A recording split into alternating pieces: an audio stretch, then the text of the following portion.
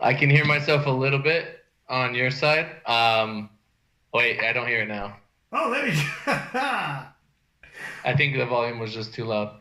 But sometimes if I raise my voice, I might. So I don't know what you need to do to go live on IG, but I am. I'm just gonna We like. live? You won't even notice anything. You won't even notice anything. I'm just gonna turn on a stream on my end. Yeah. I might say hi to people here and there, but I'm not gonna. Yeah, I'm yeah. gonna be focused on you most of the time. You know what I mean? If somebody asks like a really crazy question, I might be like, "Hey, yo, Ryan, we gotta, Yeah, like, yeah, yeah. Bring it in. Bring it in for sure, man. For okay, sure. I'm just adjusting the view on my side so people can see you right in the center there. What's going on, man?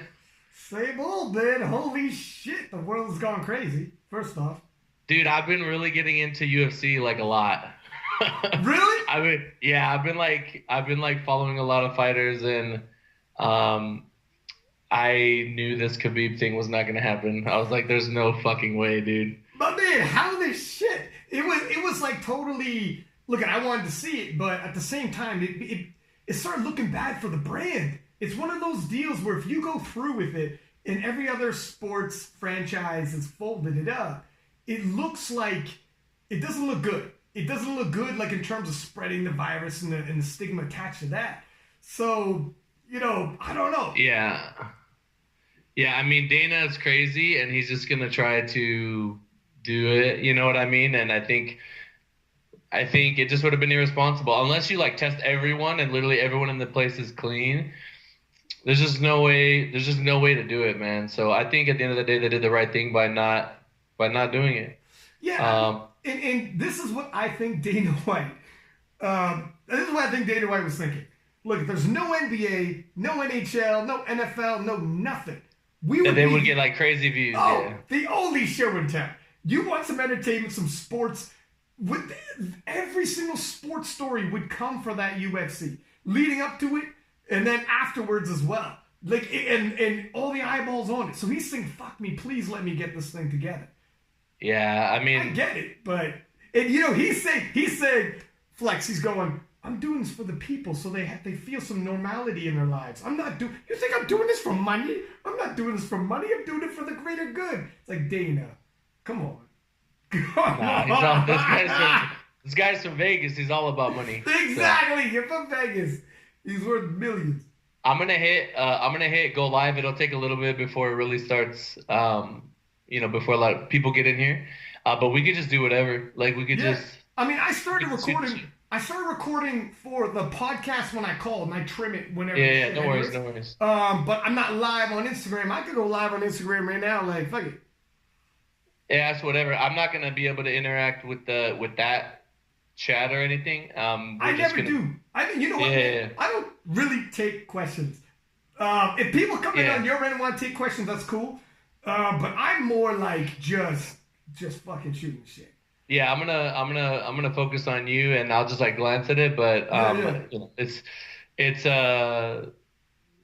not gonna really detract from anything that we're doing. Um, I'm just making sure I have everything ready over here. And then, dude, I know you know the schedule with our nationals, right? Yeah. We'll talk about it, but yeah, I got you. Like, Oh, dude. Listen, hold on one second. Should we start the live chat on my end and your end? And then yeah, go ahead, okay, go ahead, go okay. ahead. One Start, sec, start, one start. sec.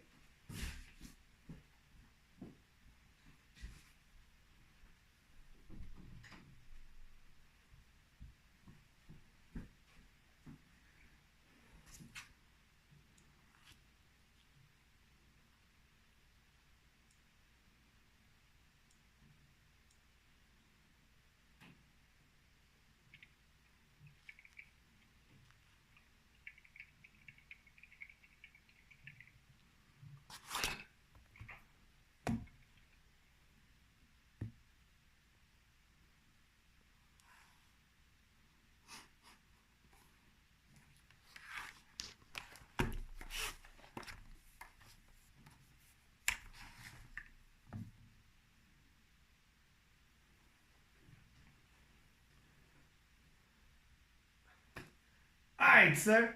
We're on the live chat. We're on Yoink. Been recording. So, what are you thinking about this? First off, we knew this. We seen this shit come down the pipeline. Actually, I think my man's here. You saw it come down the pipeline before anybody, no? Yeah. So, okay. Let me just roll it back. So let's say right after Arnold. First off, I'm getting ready for my last training day, right? Yeah. We're hearing all this stuff about the virus or whatever, but we don't. They haven't told us anything, so I'm like, cool, it's gonna happen that day. So it's a Wednesday, I believe, or it could be Tuesday or Wednesday. I'm getting ready. I'm getting ready to train, and then I'm sitting right here. Tina's right there working, and she has Arnold up on the screen. And Arnold's canceled, except for he said strongman and bodybuilding, the main event or something, right? So I'm just like waving hi to chat. So I'm like, okay, Arnold has like historically in the past when it comes to these things, he'll say something, but he won't go like super full into details. He's just getting out the word, letting everybody know, we're going to cancel this thing or whatever. So,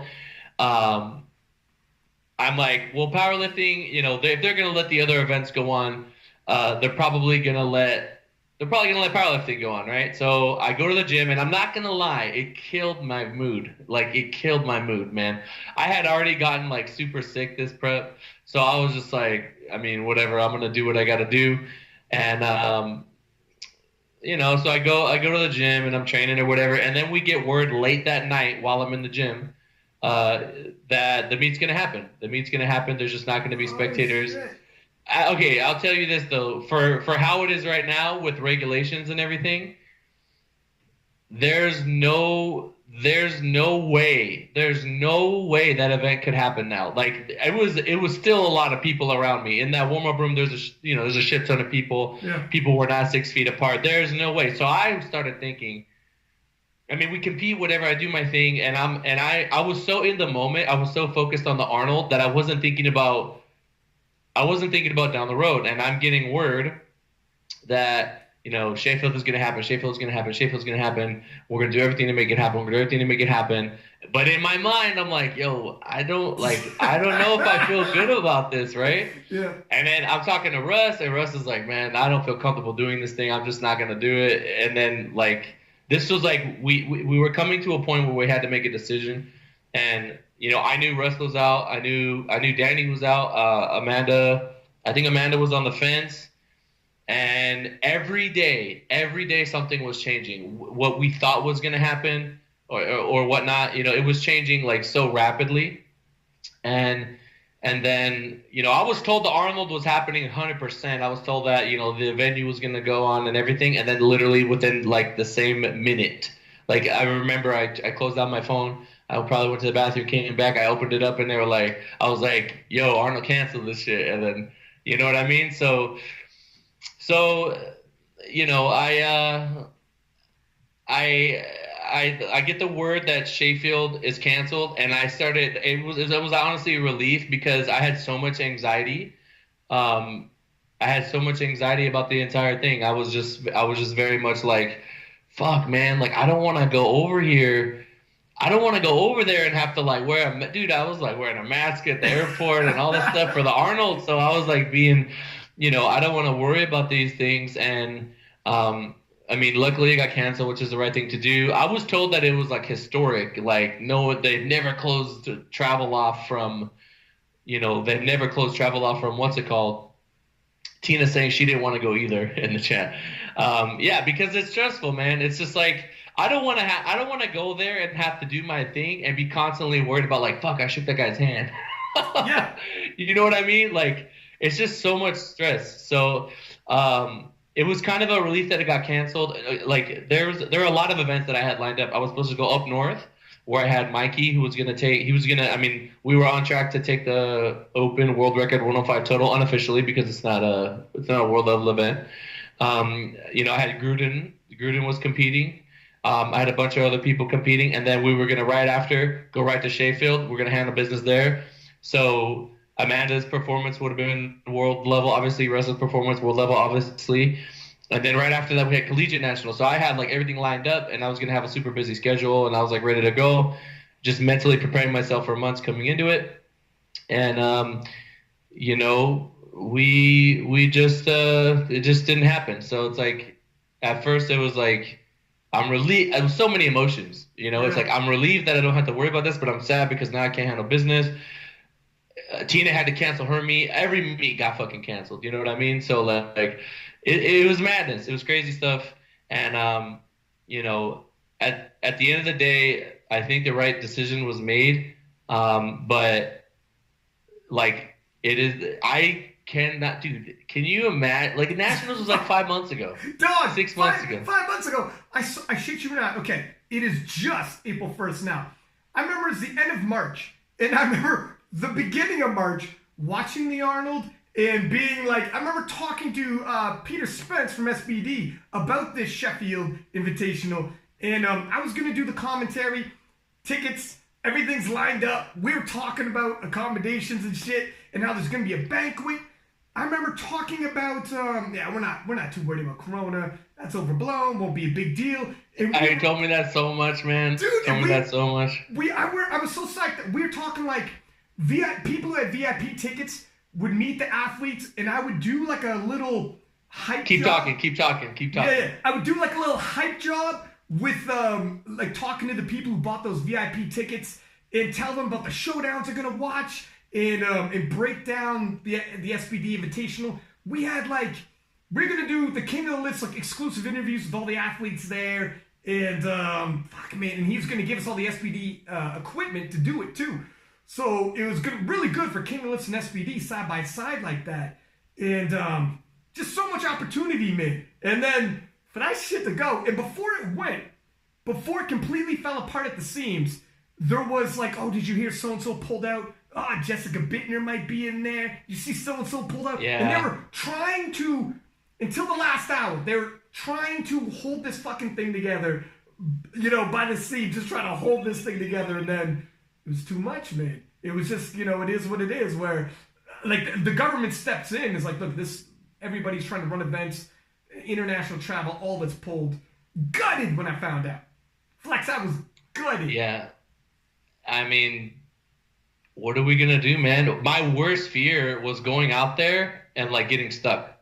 Yeah. Oh, so, that would suck. You know, I didn't want to go out there and not be able to come home.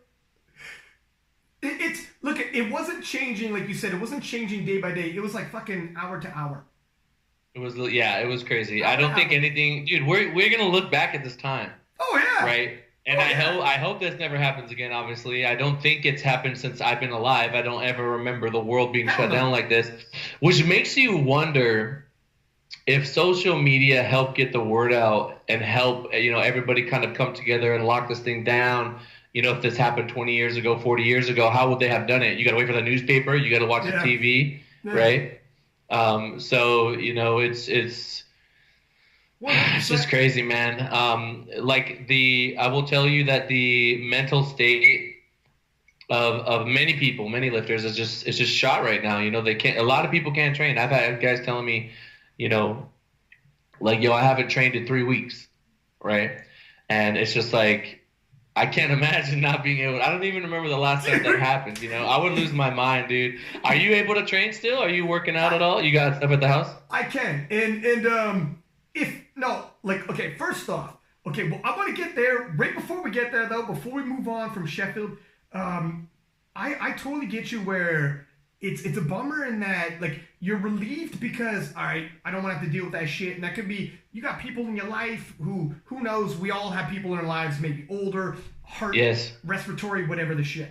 But also and you don't want to be responsible for that, but also on top of that, I mean, you were saying before when you've been on here how when John Hack won the World Championships, how that blows it up. In these events, this is the first SBD Invitational. You had 2 stars in there with Amanda Lawrence and obviously Russell. And these kind of things, like for your brand, for yourself, for your athletes, type of training you put in terms of disappointment, after the relief was done, did you look back and be like, man, that was historic? Actually, recently, like 3 days ago. I was sitting in bed and I was like, for everyone, right? For Flex, for all of it, this would have been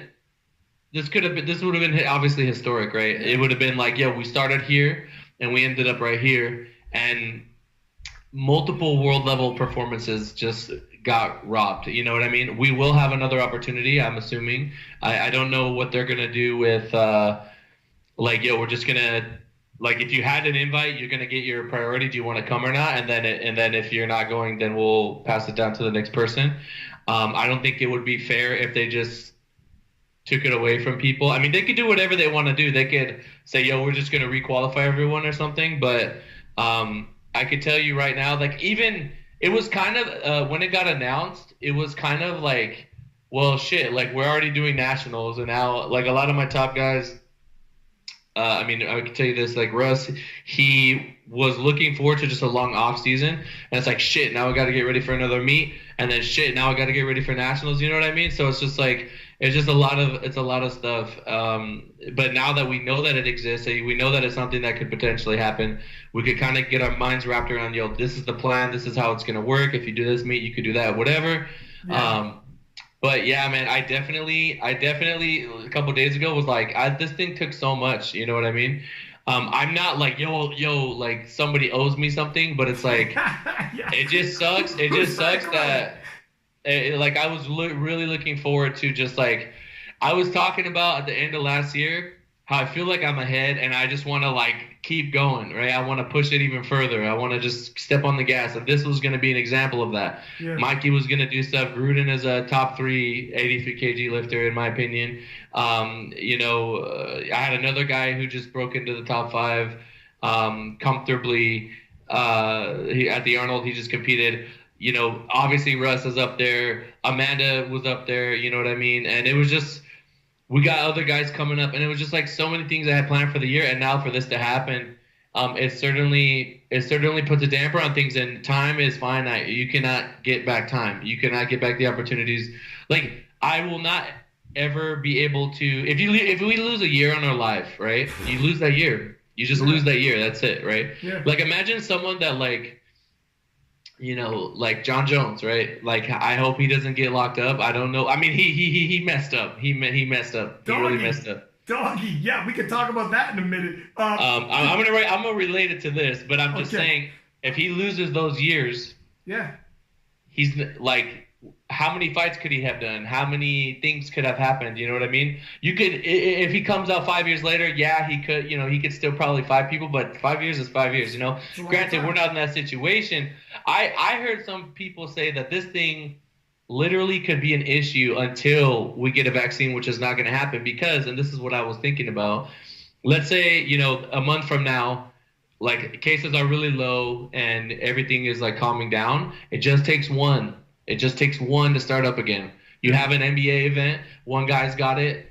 Who knows how many people get it? 20,000 people, yeah. Change, and then, you know, and that's how it goes. You know what I mean? So, it's just like, it's unfortunate that Sheffield got canceled. It's unfortunate that, you know, I couldn't go do the things that I wanted to do. But I just tell these guys, especially these top lifters, any top 5 lifter right now listening, I mean, this goes for everybody, but especially if you're super relevant right now, I'm telling you right now, if you let your mental state dip and you stop training, I've heard some stories of some pro athletes, they're depressed, they're drinking, they're just saying, fuck it, right? I don't know why people get like that. Everybody's got their demons that they fight. But this is what's going to allow other people to close the gap. This is what's going to allow other people to kind of get a one-up on you. I can tell you this right now. There are some people, if we just look at world powerlifting, all the world powerlifters, right? Like not world powerlifting the Fed, but like world powerlifting as like IPF, the whole world, right? I'm going to use Keiko as an example. I'm just going to be honest, right? This whole thing messed him up bad. It messed him up real bad. You know what I mean? He hasn't been to the gym. He's like trying to do what he can. It's very sketchy for him to lift. He doesn't have spotters. There's so many things come into play, right? So meanwhile, his competition, Anatoly, the other dude who I forget, if they're training right now with no interruption, now we got to play catch up, right? Hopefully we have enough time before Worlds, but it's just like, it's not good. It's not good. No, So like it's Anatoly, it's Gustav from Sweden, the two Europeans who are number 1 and number 2 in Europe, and man, and they're running and gunning. Talking about the Sheffield and disappointment, dog. I accidentally, I was talking to Amanda like in a private message, and because it was the weekend, it was going to be in Sheffield. And I think I might have either I responded to her story, she responded to mine, like, yeah, shit, that sucks that it got canceled. We are all kind of posting stuff like that, being like, oh, I would be in Sheffield right now if only, right? And I forgot. So I was like, just venting about, man, it's tough, to have that opportunity slip. I was so amped up. And then as I was doing, I was like, oh, shit. I totally forgot. Like, Amanda was a heavy favorite to win that. She could have been walking away. Like, I'm thinking just in terms of historic moment. This girl at 2021, whatever, the type of money, what was winning money? Because she was the heavy favorite to win. Well, if she takes the squat, the deadlift, and the total, I mean, Danny does have a good bench, but she has to do it there. You never know. I don't remember the specific payout per. I could pull it up if you give me a second. Yeah, sure. Do you know off the top of your head? Off the top of my head, I don't. But the point was that I'm gonna look for it right now. Cool. Yeah, I forgot. I was like, I should not be complaining to Amanda, who literally might be losing $30K over a weekend. $30K over a weekend. Yeah, man. That's a bad weekend to be losing, man. Like, she's, in terms of anyone feeling bad, I'm sure she's like gutted. If you guys remember back with John Hack, many years ago, I think it was 2016, if he misses a lift, that last pull is like 30K on the line. If we make it, we make 40 G's. If we miss, we make 10 G's. So I've been there. It really hurts when things don't go the way you want them to go. But I mean, at the end of the day, sucks, man. What do you do, man? What do you do, dude? I mean, there will be another one, but like I said, even if you win the next one, you could have won 60 G's. That was 60 G's. And here's another thing I want to say, too. So there are guys like, for instance, a Tony Cliff, won the world championships, a phenomenal lifter.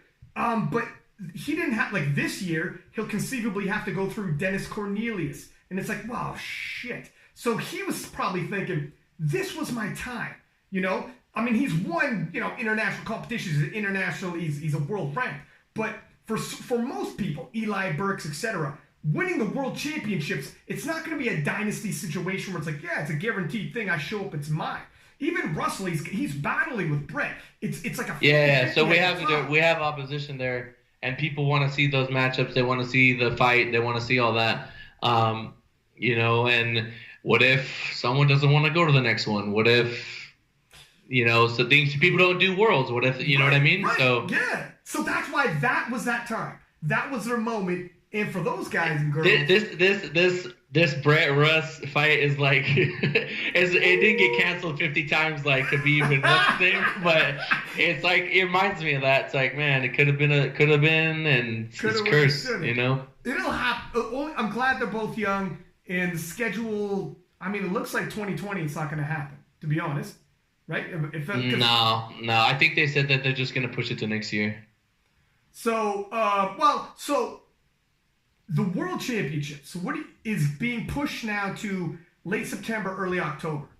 Yeah, I don't know if USAPL is going to move nationals, but you may know more about this than me. I know that in some countries, if they use worlds as like the qualifying total for their national because it happens at the same time. I don't know if that happens in other countries, but I mean, I could see a situation where USAPL says, okay, if you're doing worlds, then worlds will qualify you for whatever nationals would have qualified you for. It's not the same, obviously. People competing at nationals could see your total and just try to chip you and stuff. Yeah. So it's not the same, right? It's totally not the same. But I mean, otherwise, like Amanda's thinking like, yo, I'm going to have to compete twice, like back to back. And I'm just telling her, all right, let me just say this, right? If we did worlds and within like 7 days, you have to do nationals. If you're not traveling, I mean, it's not going to be the best, but I could probably do it. But because that travel is nuts. That travel is crazy. You're going across the world. Your clock is going to be all screwed up. I really feel like you have to prioritize, but no matter what in that situation, the meat that comes after, it's going to suffer. There's really not much you can do to mitigate all the variables that you're going to have to deal with travel. Your clock is going to be all screwed up. Staying hydrated. If you're cutting weight multiple times in that short amount of time, that's going to be annoying. So, it's just, I don't know, man. I think it's going to be, I'm very curious what USAPL will end up doing. I'm sure they'll let us know later. They're probably thinking about it right now. Trying to decide, like, hey, are we going to, what are we going to do? What are we going to do? We got to do something. You know what I mean? So, I don't know, man. It's, if they do, take the totals registered at Worlds and say, look, if nobody else beats your total at Raw Nationals, you're good. All right. But like you said, whoever's coming up on Raw Nationals knows exactly what they have to hit. And here's usually the case at Worlds. You load the bar with only what you need to win. Like, you'd be crazy to be like, my last deadlift, I'm going to throw on 30 kilo when I only need 5 because I don't know what the shit is waiting for me at US Raw Nationals. So you are like fighting two battles. Whereas historically, you just be like, put on what I need to win. I pull it, I win, good. And then you shake hands, you're like, congratulations. Yeah, you have to make an informed decision. You have to know that they're going to have an opportunity to know what you did. And I think the safest thing to do is just like they still have to execute. So just cap out what you can do within reason. Try to take a world record if you can. You're probably going to have to, here's the thing. If you're at Worlds and you have direct opposition, you got to worry about that. You can't worry about the meet that's a week from now. So, it's unfortunate, but I mean, it is what it is. September is a tentative date. What if it gets pushed again? Dog. What if the year's canceled? You know what I mean? Yeah, man. And here's the thing that's pulling on me. Things are changing so much. You're 100% right. I've seen, we've all become like little scientists now, seeing all these charts that are floating around. And I saw some charts that said this thing might go till June. And if it goes till June, in terms of people getting back in the gym, borders opening up, when does that happen? We might come out of lockdown. Individual countries might come out of lockdown in June. When does international travel open up? When are people back in gyms? How is it a full out It is lockdown? inconceivable to me, like, the thought of international travel right now. I don't even know when. Okay, first off, we just need the country to be able to work. We just need people to be able to go to the store and not stress out. You know what I mean? Opening the borders, I'm telling you this right now, at least from our end, knowing like Trump, I don't think anything's getting opened up until like the scientists are saying it's basically behind us. You know what I mean? I know there was something, I don't know if it was SARS, I don't know if it was H1N1 or what, but they were working on a vaccine for that, and then they ended up stopping it because it just kind of died out. I don't see that happening with this one. This one just seems like it's crazy communicable. It's just everywhere. And we don't know. What I'm worried about is like, okay, in New York, it's bad right now, right? Bad.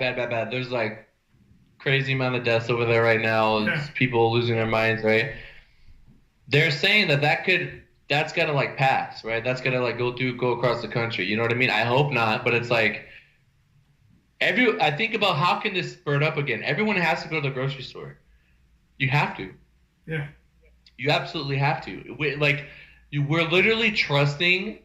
I don't feel so safe about trusting. Like, if we have to trust regular, people that just kind of do whatever they want if everybody stays inside and listens and don't go to the store if you have symptoms or whatever, if 100% everybody listens, yeah, sure, maybe we could really knock this thing out. But it just takes one person to screw it up for everybody. You know what I mean? So it's like, dude, one guy goes to the store, everybody in the store's got it, You see people, like I see people actually posting up. I follow some jiu-jitsu guys like Gordon Ryan, a bit of a different sport, but I'm sure there's other people we know who are like, fuck it, I'm going to live my life. You guys live how you want to live it.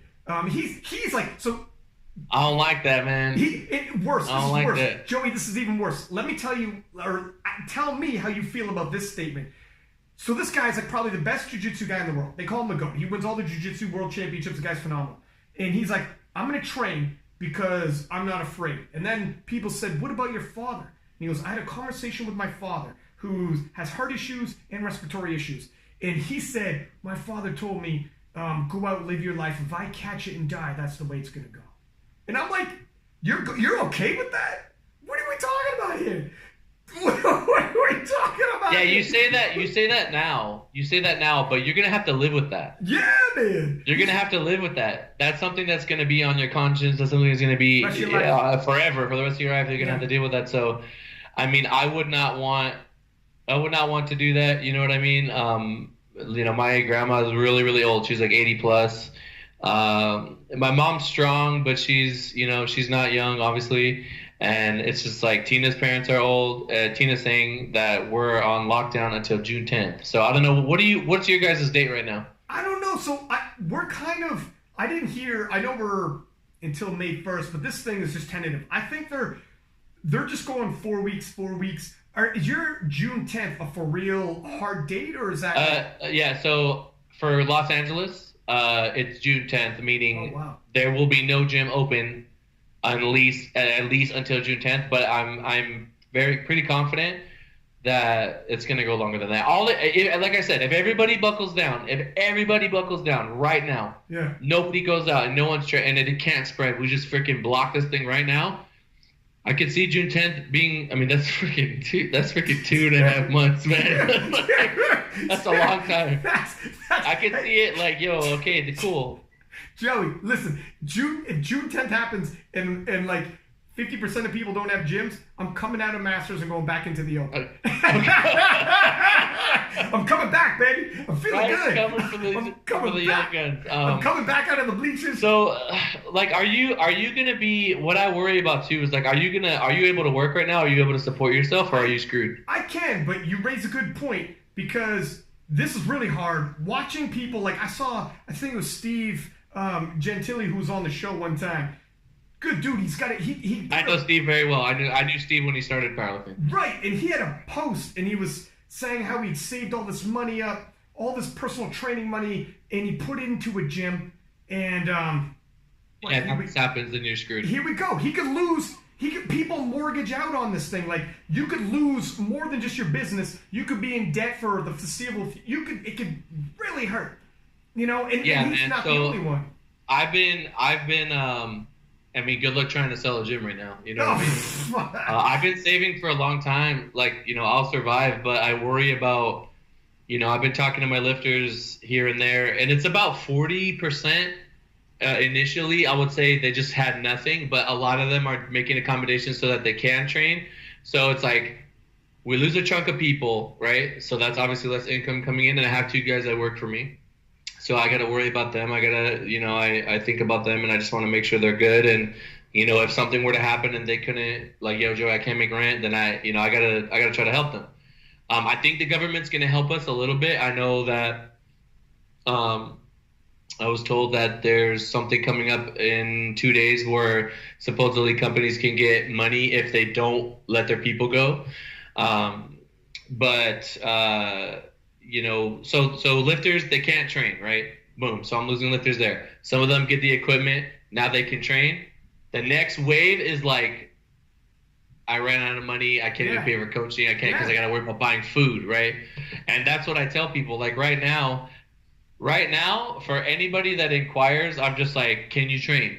Yes, I can train. Okay, cool. Now that you can train, I just give them basically the student discount because I feel bad charging full price for people that they just don't have I just feel bad right now. I don't know, man. It's just on the flip side, Joey, the third string of that, if it's all right, you don't have weights, these other people do have weights, but then eventually they can't afford coaching, you're making deals for them, which is admirable and that's great, but eventually you're also bleeding out as this goes. You have people, you're I don't want to let any coaches go that work for me, or I don't want to. Yeah, it's dude, it's a chain. It's a chain. Yeah. So I got a guy Tina, he doesn't want to be known, so delete the name. I got a guy that rented out a pod. It's like a literal storage unit. It's an actual it's like just a box. It's like a heavy metal box that you move your house in it basically. And he put it in his garage, and he put all the training stuff in there. And he just bought he got a rack, he got weights. I think he got a freaking belt squat. I told him he didn't need to do that. And he just put it in there, and it's in his garage, and he just trains in there. It gets hot, but he's there. I have seen one thing that is great to see is lifters are really coming together and do what they have. They're doing what they have to do to make it happen. I've seen the wooden rigs are crazy. Seeing the wooden rigs, I'm like, this guy went out. This guy literally went out and built this shit out of wood, right? Like Noah's Ark. Dog, it's crazy. People get so much ingenuity. Yeah, lifters will do what it takes to get it done. So, that's great to see. But I just worry, is there going to be crime? What's going to happen in a couple months? Is the government funding only going to be for 1 month? How are people going to handle business? You know what I mean? So that's what I worry about, but it's just at the end of the day, these things do work themselves out, and there's always a light at the end of the tunnel. And I think it's one thing to tell people we don't know where that light is, but it is there somewhere. If everybody does what they're supposed to do, I truly believe that this can be handled. And I just don't understand the mentality of people. I think honestly, if you're still going out, if you're sick and you're going out, I think you can get charged for attempted murder. I'm not even joking. I'm literally not even joking. Yeah. They will make an example of you, so you have to listen. You have to just. It's not a game, man. Constitutionally, I don't know if our government can just say, "Yo, if you're out, we're gonna get you." Right? Other countries. Other countries are literally just arresting people. What are you doing out if you don't have a good reason? You're, that's it. I have a girl in Kuwait right now, and she's they're not playing games. She's Dude. She's you're not going out. I said, how can you go to the store? She's you don't. They have to do delivery. They have to there's delivery services for you. So they're not playing games over there.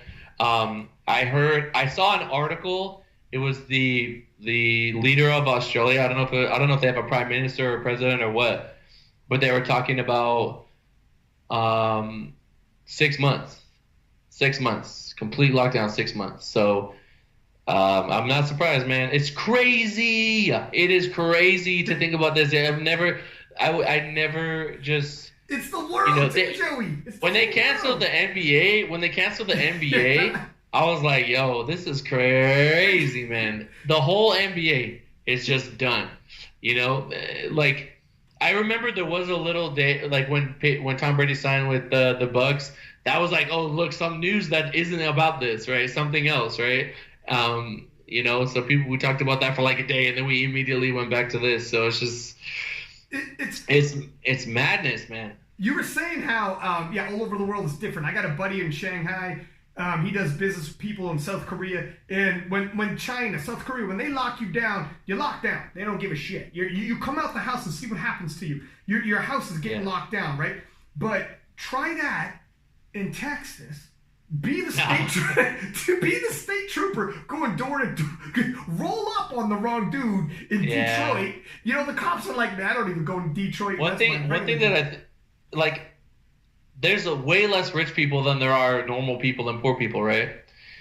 So eventually, if the people, when push comes to shove, if the people that are in a position to help don't really start helping, it's gonna get bad, man. I'm not playing. It's gonna get bad. They better keep those $1,200 checks coming, or people are gonna lose their shit. I'm serious. Yeah. Luckily, our tax date got pushed, so we don't have to pay taxes yet for last year. I've heard in a lot of states they're just you can't get evicted no matter what. There's just no eviction. You could skip your rent. I mean, you have to do stuff like that. You literally have. Right now, it should be. The government puts out what you need to survive. All your bills are just chill right now. If you're a greedy bank, just wait. You can fucking wait. You got the money to wait. You know what I mean? So chill on that, and people, it's about survival right now. It's not about It's not about like, yo, pay your rent. The audacity, you know what I mean? To be like, yo, you got to pay your car note or whatever. Okay, come outside and come get my car. We got sick people in here. You want to risk it? You know what I mean? I was in my car the other day, taking someone to the hospital. It's just bad, man. Everything needs to stop. People just need to survive right now. Surprisingly, I was like, I gave you that 40% of my guys, like, they just can't work, or they can't train, but like, I would say a little bit more than that can still work, which is interesting. I got some guys that work at hardware stores, some guys, like, if you make money and you're an entrepreneur and whatever you're doing is recreational, eventually that might have to get put on the back burner. You know what I'm saying? Because it's going to come to bare necessities. Yeah, today, let me tell you, I have a subscription to DAZN, the DAZN for boxing. Okay. I canceled that. Hey, that's a mistake. Keep your hands tight. You might need them, Joey. Yeah, it's a fact. Keep your hands tight. No. You cancel your boxing lesson, you bought a gun. And that's good. You know what I mean? You bought a gun. So it's just like, you gotta, like, I'm just thinking ahead, right? Like, my man Russ had a drop of new apparel, and I just, like, I wanted to, but I was like, man, maybe I should be smart right now and just wait. I'm not saying it's dumb. Just for me personally, I have a lot of things that I need to take care of, so I don't want to be dumb and be like, yo, I shouldn't have spent that $100 because, like, I needed to allocate it over here. So we don't know how long this thing is gonna go. I feel bad when I can't support my people like that, but we just gotta, I'm thinking way worst case scenario. I'm like the governor of New York right now. I'm thinking about the peak. I'm thinking about, apocalypse, like crazy madness. I'm doing everything that I can to, like, keep the people around me safe. For example, I continuously, go to my mom's house to help her out. Like I said, my grandma's very old. I got a bunch of dogs over there. I got to walk them. I run to the grocery store, pick up medication, things like that. And I haven't been there because I keep remembering I'm on the plane from the Arnold, and we're on one of those huge international planes that has like four rows, like 4 chairs in the middle, and then 3 chairs and 3 chairs. Like 20 freaking flight attendants, right? Yeah. Tons of people. We're all breathing the same air. So I was super, super paranoid when this all happened. I was thinking to myself, like, dude, like, what if one person in there had it or something? Or what if we all use the bathrooms, right? There's like minimal bathrooms in there, and I'm like, I can't go near my mom for at least 2 weeks.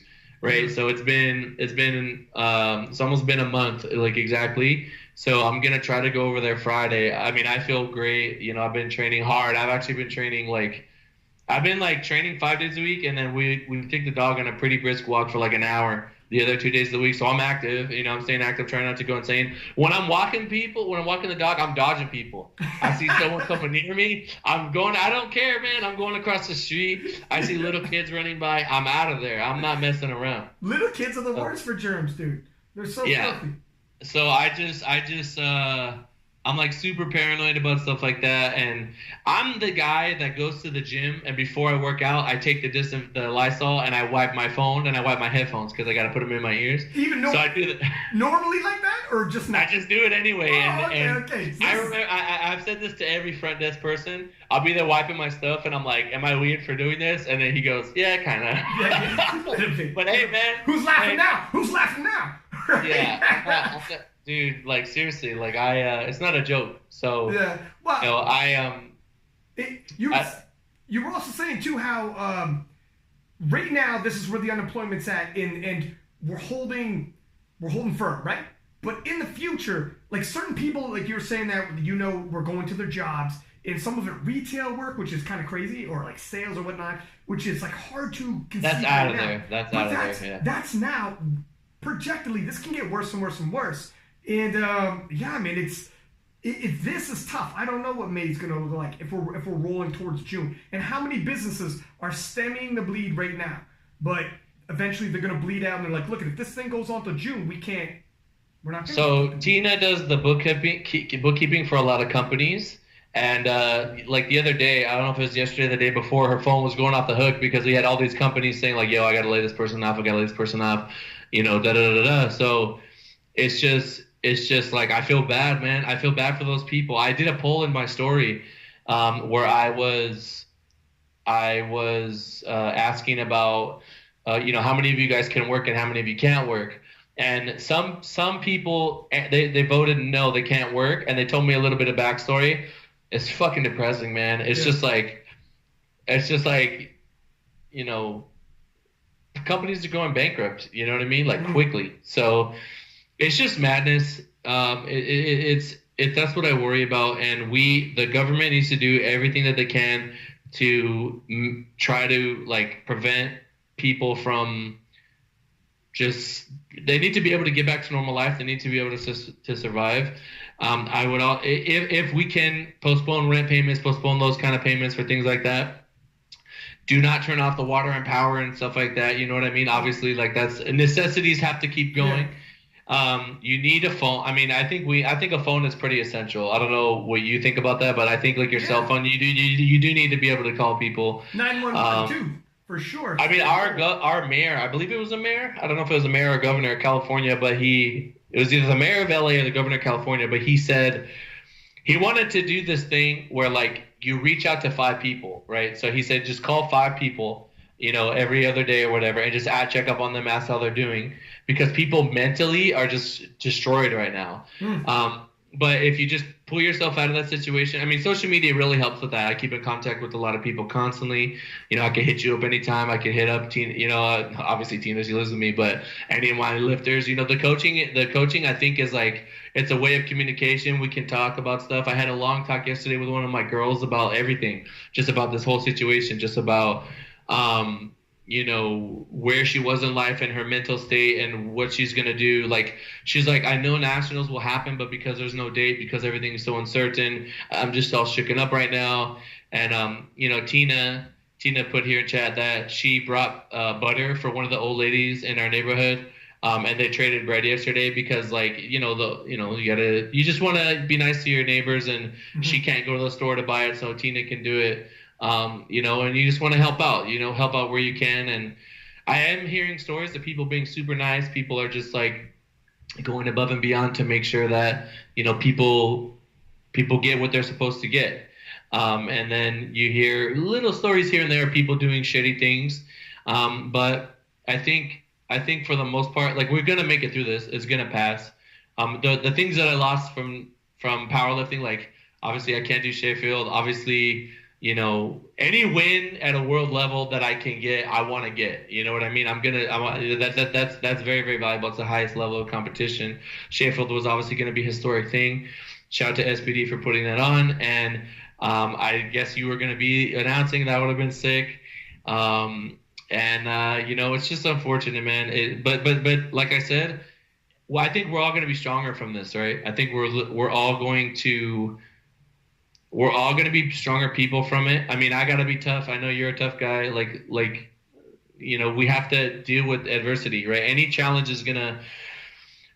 of adversity that you experience is going to lead to more growth on the other end, right? You're going to be a better person. We're all going to be changed. One thing I was talking about was, like, I don't get to see certain people all the time. I don't get to talk to them all the time. So, I always say, like, no matter how successful anybody is, I'm sure there's one person in their life they wish they could spend a little bit more time with, right? Oh, hell yeah. Because that person is not always going to be there. So, man, maybe now's the time. Maybe you look back at all this and you say, you know what? I'm really, really thankful that I got to spend a little bit more time with my dad or my mom or my grandparent, because now that I'm back and busy, you know what I mean? I just, you don't have the time. So I know a lot of athletes are happy they can hang out with their kids. That's like life-changing, so that's a positive thing. You're spending time with your kids when normally you're on the road, you're doing whatever. So, I mean, you got to just try to find, like, the positive in a terrible, terrible situation like this. We have to try to stay motivated, stay in a routine. I mean, are you good? Are you holding up all right? I mean, you're a very positive guy. I didn't get no negative energy from you. So look, here it is. No, I mean, look, I'm human. So for sure I got my days. Here's what I found. We often can talk shit about social media, or people in general can be like, social media. I try to stay off social media. Stayed off social media for a month, and I felt amazing. Here's the thing, though. Here's what I'm noticing, and you hit the nail on the head. It's true. There's far more people in this time that want to do good than do bad, and will actually be concerned for you and reach out for you, to you, to see if you're doing good. I've had people from around the world reaching out, you know, just like people on the IPF media team. We're not going to see each other for all these dates that would be normally doing the commentating. So now, like, we never did this before, but now it's like, let's hop on some group chats, gentlemen, and do some video group chats. And like, people, you know, I got my nieces who are calling me every day now because they're home from school. That's good, man. They're bored as fuck, but so they're home from school, videoing me the whole nine. So there's good. The one thing is like there are some shitty stories out there. The one thing you can see is when there's high rates of unemployment and money's tight, the economy's in the tank, and people start getting desperate. That's when desperate times are going to call for some desperate measures for some individuals. Yeah. That's where you got to be like, look, I think there's far more good people out there, and most people will try to help you than hurt you. But yeah, man, hopefully the longer this gets, it could be the uglier it gets. We're just April 1st. And this, I know, dude, it's crazy. Mid-March. If we're locked down till June, my friend, like, what it looks like going in might not be what it looks like going out. And that's just where we have to keep our heads on our shoulders and not get ahead of ourselves. Yeah, man, we got to do everything that we can to just, like, stay the course, try to find some sort of routine, try to better yourself somehow every day. Get better today, right? Yeah. We want to try to learn something or just gain a skill that will help you when this is all over. It's rough, man. But like I said, I really do think that if payments can chill out for things that we normally have to work to pay for, right? If they could give us some relief there, and the government is helping in some capacity, and people can survive, I think it'll be okay. I think people could literally just like, you could literally just like watch TV or play video games and survive and train, you know, walk your dogs, do whatever, and just enjoy the time off, or try to enjoy the time off, right? But then it's going to be time to get back to work. They should give everybody 30 days when this is over to actually get their feet under them. You know what I mean? Get your feet under you. Yeah, financially. Businesses, financially, get back to work and stuff like that. And is you're in Canada, right? Right. Yeah.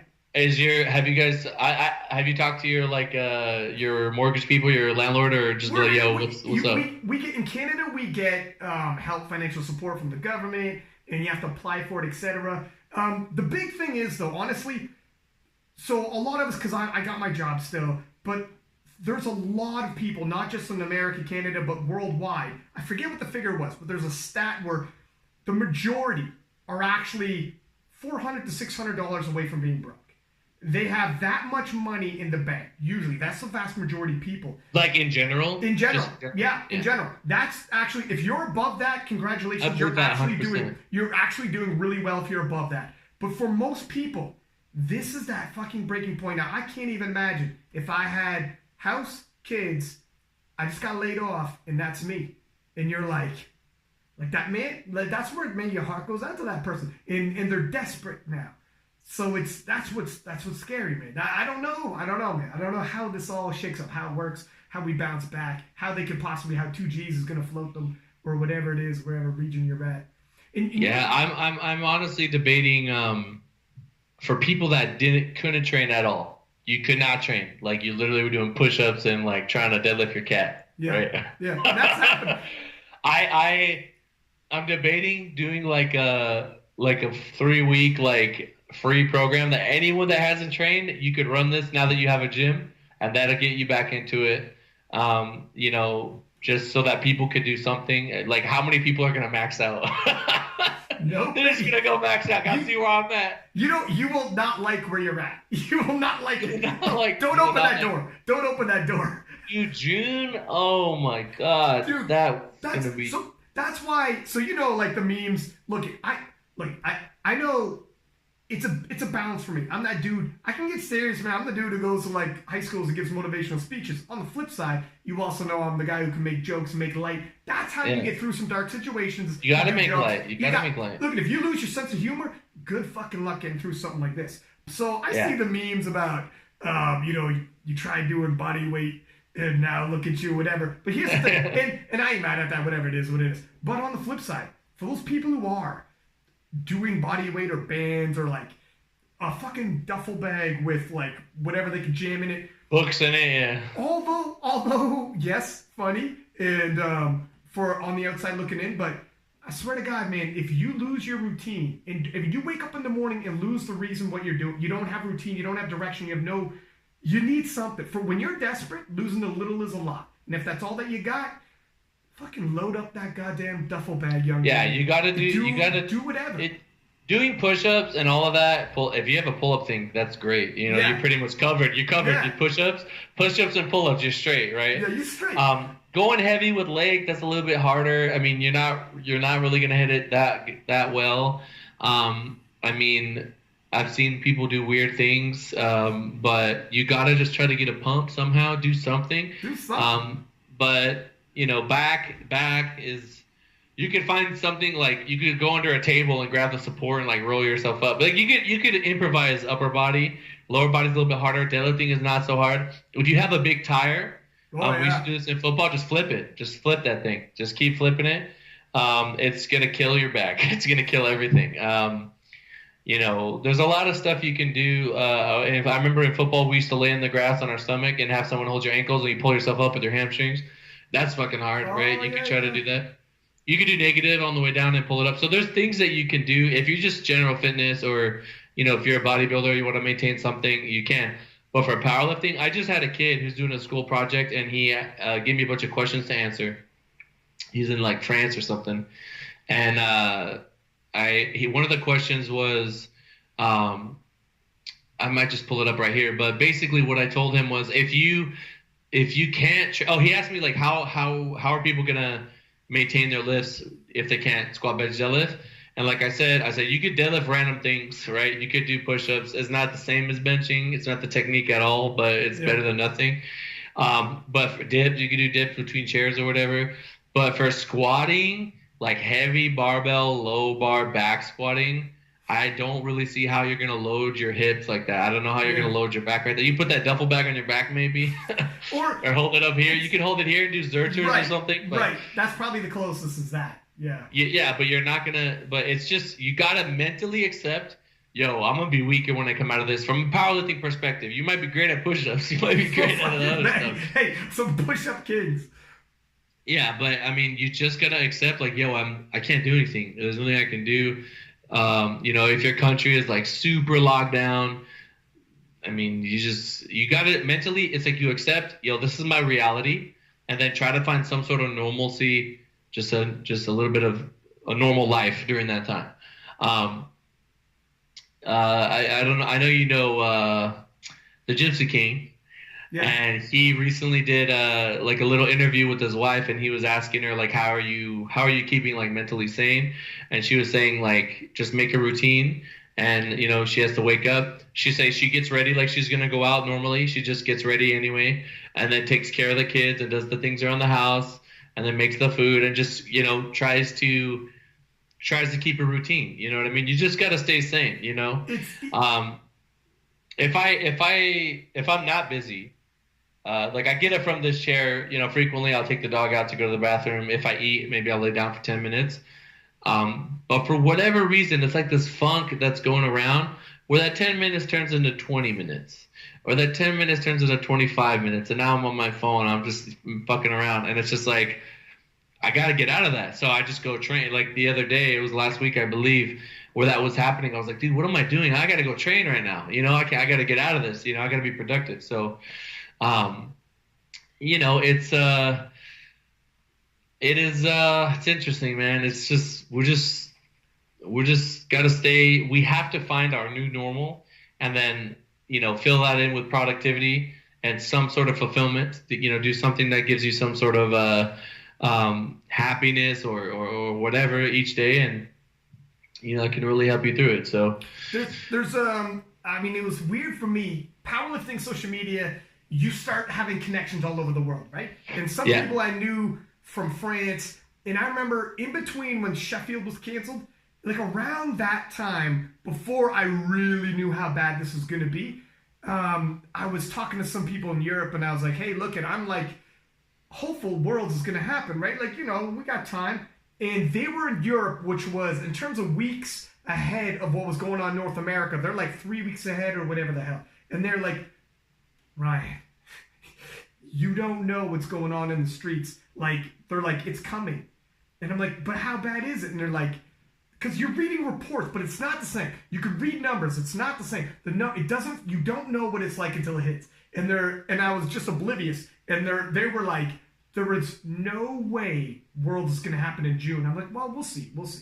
And I'm trying to be positive. And they're like, all right, we'll see.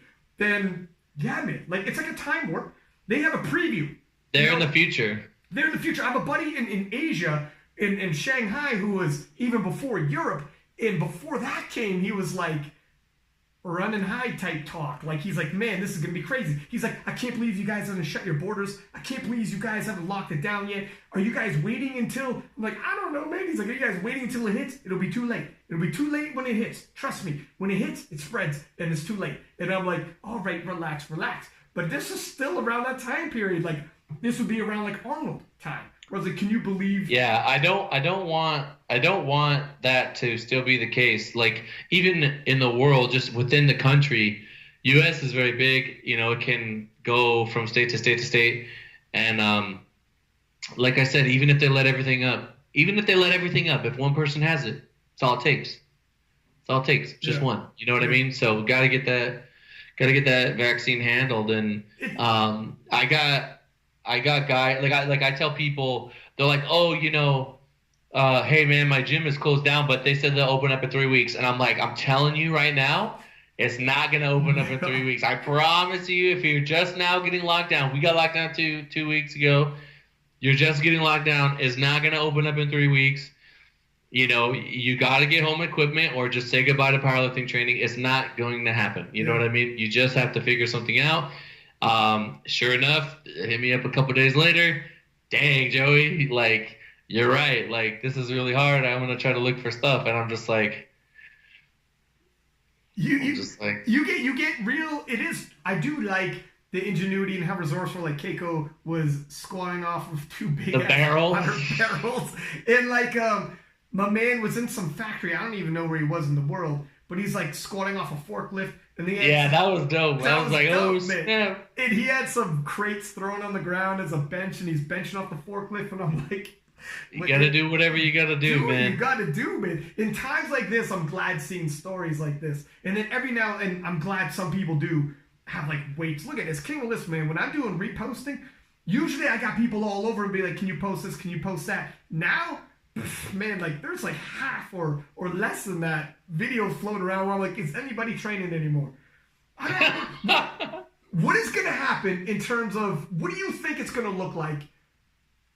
I mean, none of us know if Worlds and Nationals is going to happen. If we're going to be completely honest, I hear a lot of people being like, and they're not necessarily in the powerlifting world, but they're like, I got buddies who are in different countries, high up in companies, and they have to plan strategically based off of the economy, etc. And so they see a lot of charts, and they do a lot of analysis, and they have like a lot of money invested to forecast this. And they're like, I'm like, oh yeah, in terms of powerlifting, I mean, I'm probably going to be doing Worlds in late September for the commentary. And they're like, that's probably not going to happen, my man. I'm like, really? I wouldn't be surprised. Oh man, like I said, if everybody locks down, we might be out of here in July. We might be out of here in June, July. If people don't listen, it's gonna continue to go. There's like millions and millions of people in the U.S. There's tons of people all over the world, obviously. And yeah, true. Most people, they'll get it. They want to show symptoms, they just get a cold, right? Yeah. But if you knock out like 3% of the population, that's a lot of people. Dude, that's out of 7 billion. That's terrible. That people are like, oh, it's only 3%. No. That's terrible. And not only that, though, the people who get sick, who end up in the hospitals, if the hospitals get shut down. So now if you're sick with something else, the death rate on corona is one thing, but if the hospitals get flooded and they run out of beds, death rate period goes up because, like, people are going home with everything else and they can't get a bed. Like, there's just the healthcare system collapsed. We cannot. Yeah, like people. What about people that were just hurt anyway? Yeah, well, too bad. You know, it's not like what about people that just had issues anyway? So, Yeah. you know, and I always think of this. I don't even know. Start this. One sec, there, sir. I gotta do Can I run to the restroom really quick? Yeah, man, go to the restroom real quick. Do your thing. I'll be really quick. We're still live, by the way. Chat. I will be right back. I'll keep talking. He's gonna keep talking. There we go. There we go. Make sure that I am live. Am I live? But anyways, yeah, having Joey Flexx here, it's been crazy because of social media and powerlifting being worldwide, you get previews almost in segments coming at you and people saying, look, this is coming, and expect the worlds to get pushed back. And now that it is pushed back, late September, I don't know. I don't know if it's enough. I don't know if what we're talking about here. I hope for the best, but I don't know how to predict it. You know, it's obviously, it's way bigger than powerlifting. I see some people saying, just open it all up. Everybody should live their life however they're going to live it. And whatever happens, happens. You know, as long as you're older, you should be okay. But tell that to people when the hospitals get flooded. And for anyone coming in right now, Flexx is just going to the washroom and he'll be back in 2 seconds. So we're taking a quick intermission from this conversation. As a matter of fact, now that I got a minute, if you want to give me some questions for Flexx. My juice here. Got the juice, buddy.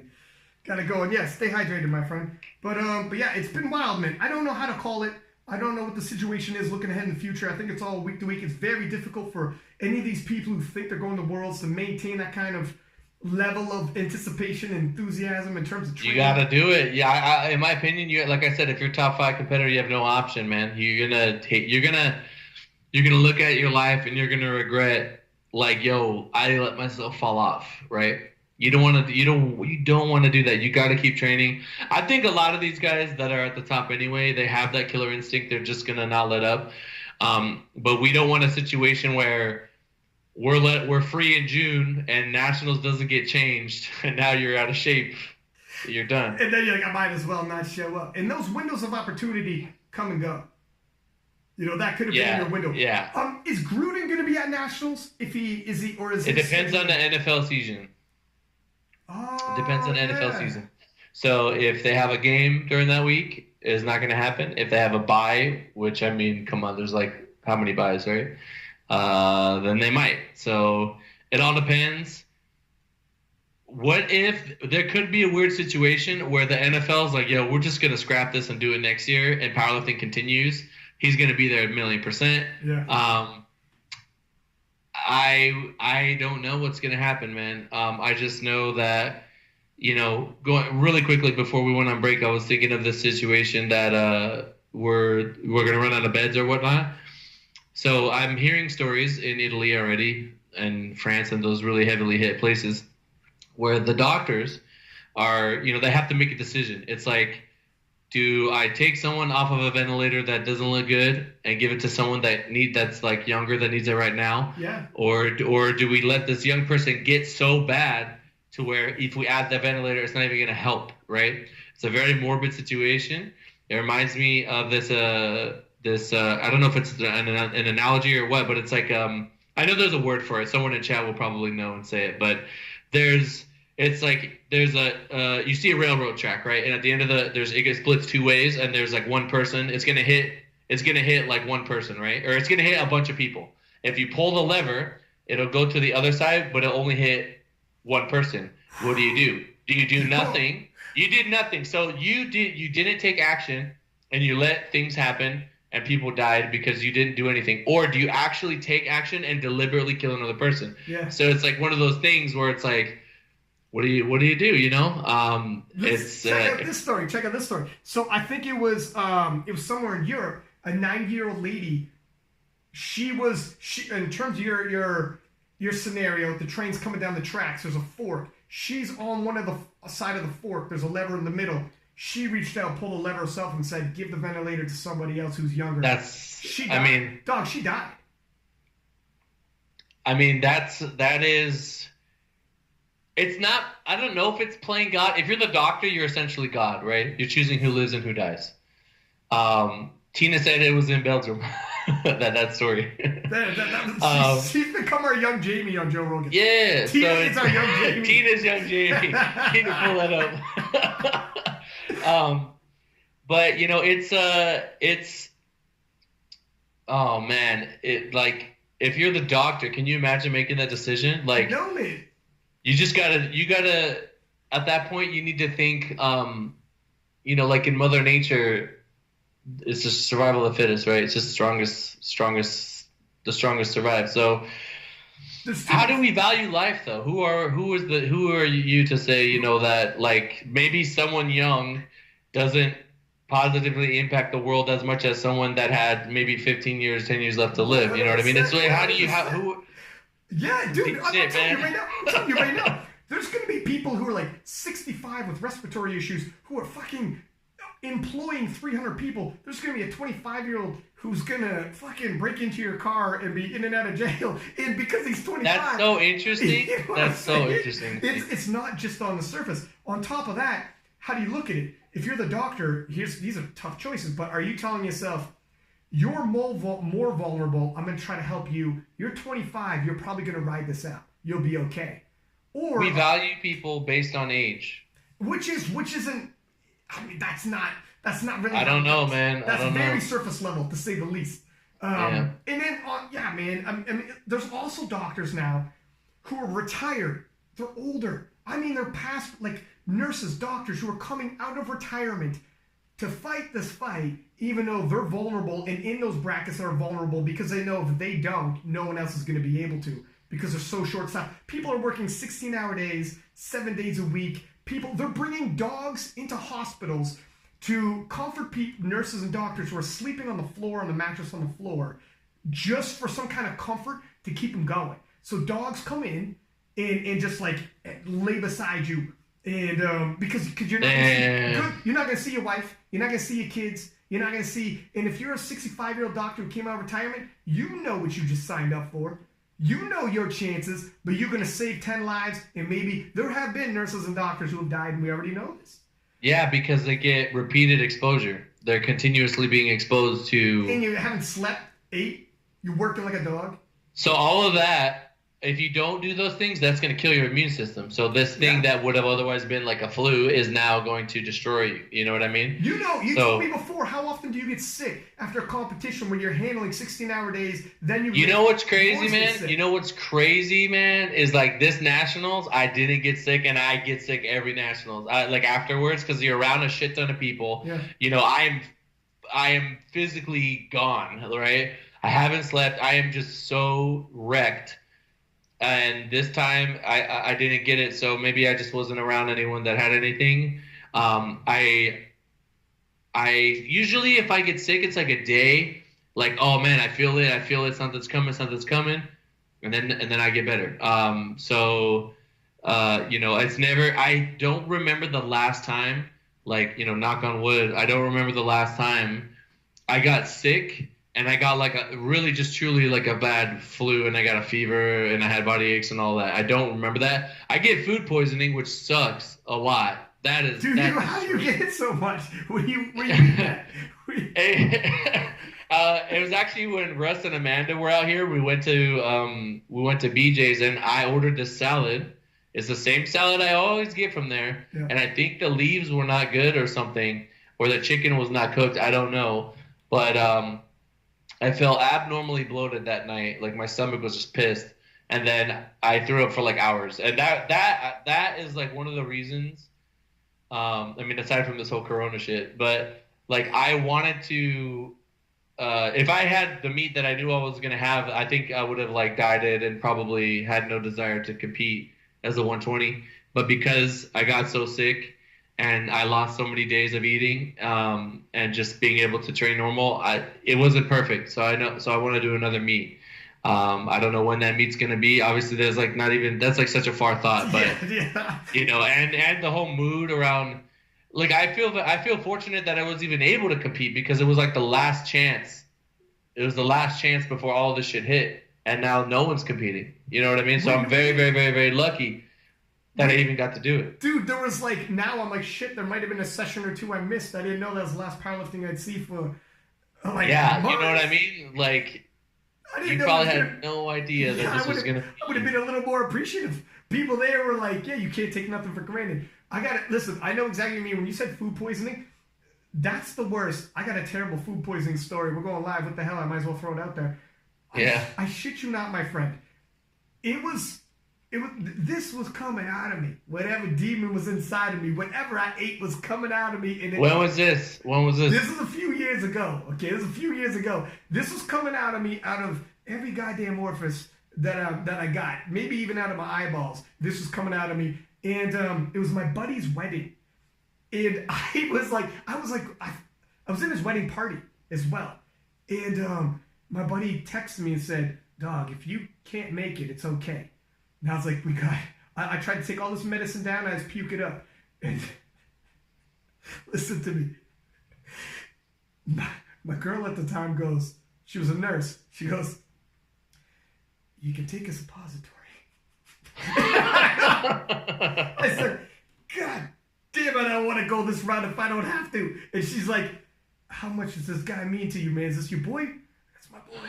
And she goes, high school? I go, fucking kindergarten. And she goes, I'll go get the suppository. And I was like, oh, man, we're doing this? So when I got there, sweaty, it's food poisoning. You're not going to get anybody sick, right? Yeah, you're just going to hate existing, living, and breathing. I'm pale, I'm sweaty. And he's like, God, you showed up a little late. And I'm like, man, if you have any idea what I did for you, that's some G-code shit right there, Joey. Let nobody question my friendship. If anybody else has done more, I want to hear it. Give me DMs in the comments. But I bit a bullet for my boy that day. Okay? Food poisoning is devastating. Oh my God. It's just, especially from a training perspective, you're super dehydrated. You're like ultimately dehydrated, right? Because I'm throwing up water. I'm throwing up anything that comes in, you know? Nothing stays in, dude. You get dry heaving and your abs hurt. You're dry heaving so hard. And you want water to throw it up because if you dry heave, it hurts more. And you're like, God, man. Oh my God. It's so super devastating. So, but I mean, it passed and like, I'm sure. It's very interesting to me. You know, a lot of these NBA players, they seem okay. They seem okay, man. They're healthy guys. You know, they're training, they're running.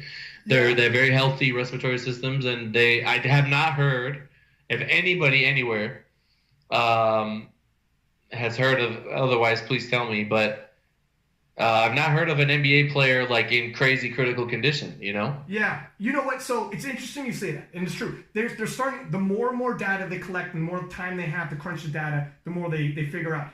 They're starting to think, because Idris Elba, everybody knows from The Wire, dime piece, my man's. How's he doing? By the way? He's doing good. Apparently, he feels good. He's doing good. I'm sure our young Jamie can even pull some of these up. Tina, is Idris Elba doing all right?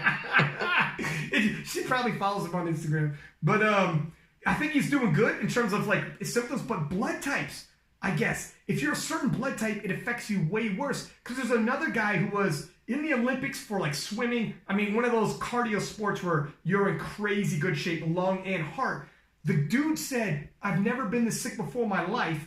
2 weeks, I still don't have all my lung capacity back. I still don't have my strength back. I would walk and I would get nauseous. And like the smallest of tasks, he had like no strength for. And the guy is an Olympian. And he's like, he was posting saying, don't get fooled when you hear stories about it's like a cold. So it is, the barometer is like, and he's young, man. That's why. Did you watch any of the recent Joe Rogan episodes?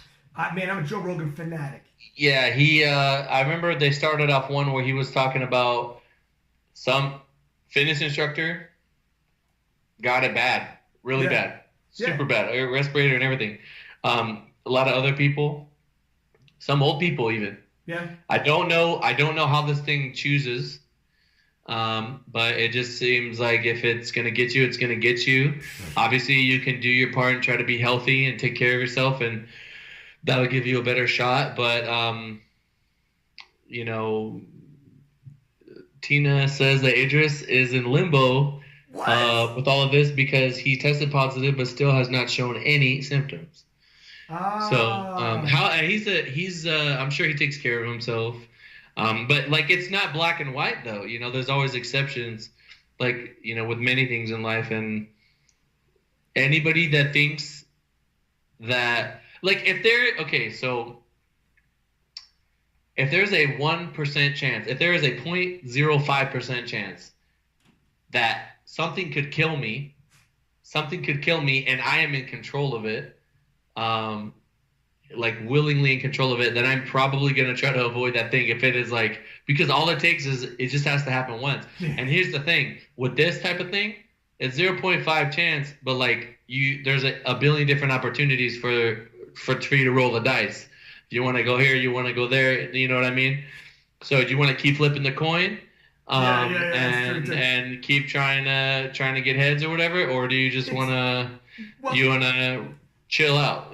They're also saying too, though, it's not even just kill you though. Apparently, so it's not acting like all flus. Some people are saying that it might cause damage to lungs. It might cause damage if you get it real bad when it attacks your lungs, attacks your heart and the vascular system. Yeah, I read somewhere it's 20 to 30% overall less lung capacity, meaning the amount of air that you're able to take in. You know what I mean? Like instead of taking just like a deep breath and you're good, you have to like do it twice. Man. Imagine like if you're a runner and you love to run, now you can't run anymore. You're done. So whatever athlete, how many athletes, man, almost. Like, not for powerlifting, so we're all right. But yeah, we do one thing. But most athletes, that's a wrap on your career. You can't be 30% compromised and still be an athlete. All powerlifters and baseball players are good. Right? Tina is also saying that he passed quarantine, like he's out of his quarantine period, but he's still testing positive, so he can't get a flight back to London, which makes sense. I heard like you could be over it, like. You waited your 2 weeks, but you're still testing positive, so they're not going to let you leave. Yeah. Which is the scary part, because, how many people that are home right now, when this is all over, are going to have it in them and be able to transmit it, but they're not showing any symptoms. You know what I mean? I don't know if it's a definitive, like, there's never been any type of virus like this it's been, if it's 4 weeks, that'll definitely drown it out and you'll be solid. I don't know if that's the case. All I know is that it seems with the whole quarantine thing, what they're doing is it's almost like they're saying, it's inevitable. A shit ton of people are going to get it. We can mitigate the amount of people that get it, but we need to be able to have the hospital space. So we're trying to stretch this thing out. That's what it is. Economically, that destroys everything, but there are things more important than money, and that's life, right? Yeah, like economically it goes down in tubes or the healthcare system crashes. And if the healthcare system crashes, it's not just people with corona who are going to be in dear trouble. It's you go to healthcare, you go to hospital for anything, they can't see you. They can't. Yeah, I mean, think about kids that are sick, think about all these other things. So it's just like, it's almost like we need to quadruple the amount of hospitals that exist to be able to handle it if it happens, Some places they did, man. Some places they threw up hospitals. In China, they were making hospitals out of nowhere, man. Like makeshift hospitals real quick just to get more beds out there. Yeah.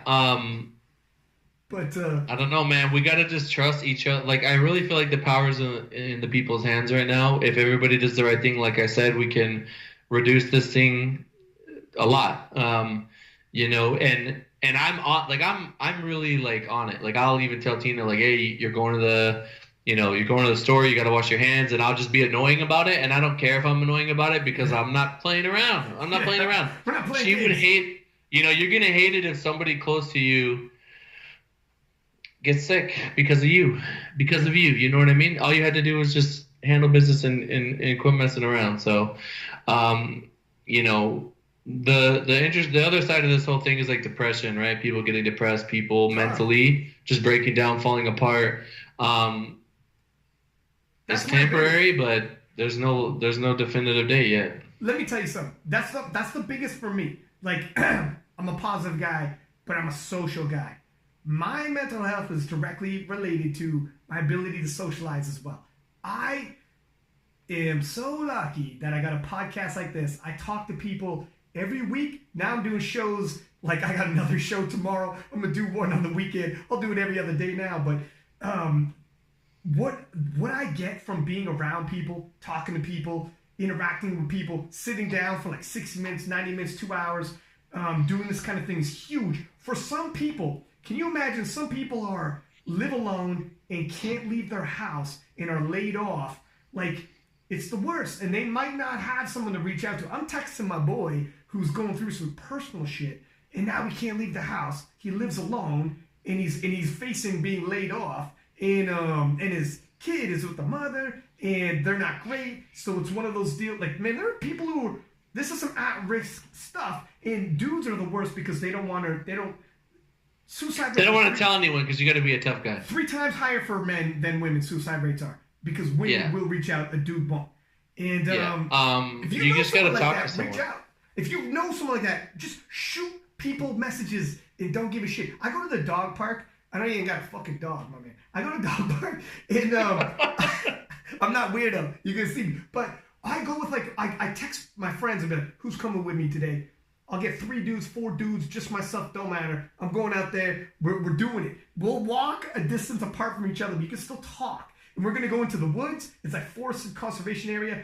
We don't got to be side by side. You can be behind me. I can hear you. We're going to talk. We're together. What's on your mind, man? What's going on? Are you good? Did you lose your job? How you doing with your family? When's the last time you talked to them? You gotta do this shit, man. One of my buddies came to the house to get something, and we were talking like apart, like 10 feet apart. I was like, "Yo, what up, man?"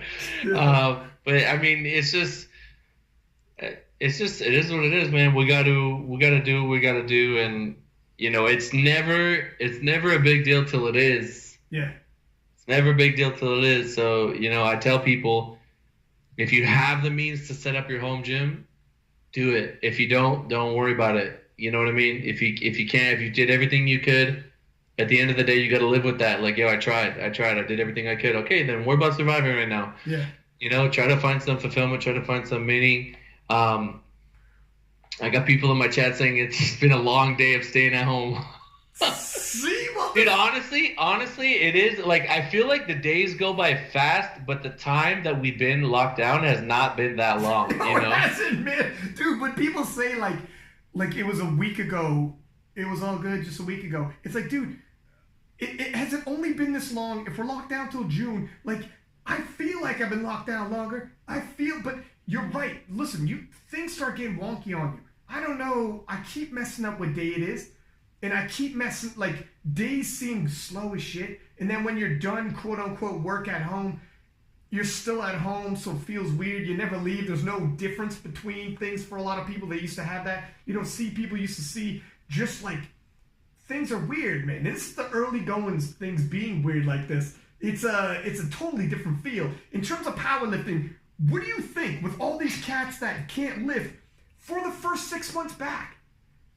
Do you think rankings will be shifted around and it won't look the same? Like, there's honestly a good chunk of people, even if they have some weights, they got half the plates and they're just happy for that. Like, this could be a bit 2020 at the end of it, and 2021 at the beginning could be totally different. I think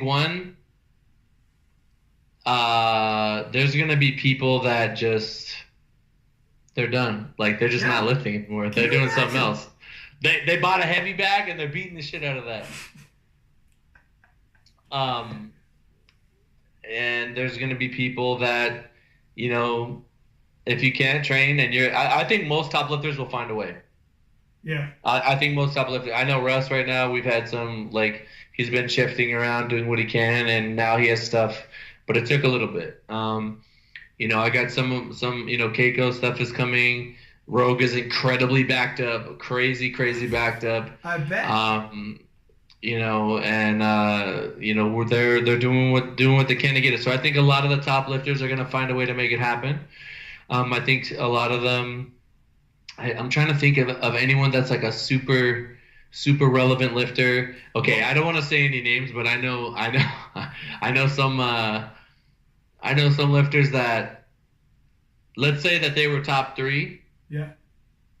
It's not happening. It's probably not going to happen. Dude, I don't want to say no names neither. I don't want to say no names either because I don't know if it's public or if I'm talking with if I shouldn't say as well. But we're probably thinking about the same person. And it would shock you.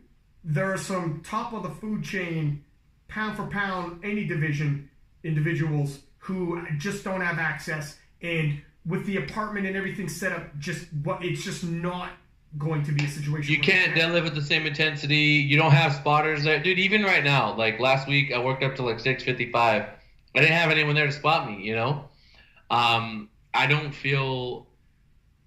I think that I can get it to a point where, like, I gotta deload because I'm like beat, but which is good because I'm actually able to train and create fatigue. But you know, if I'm trying to go super heavy, I mean, Tina can help me. I'll be careful. I'm not gonna put any weight in the bar that I don't want to use. I mean, bench is no problem. I don't even deadlift, so it doesn't matter.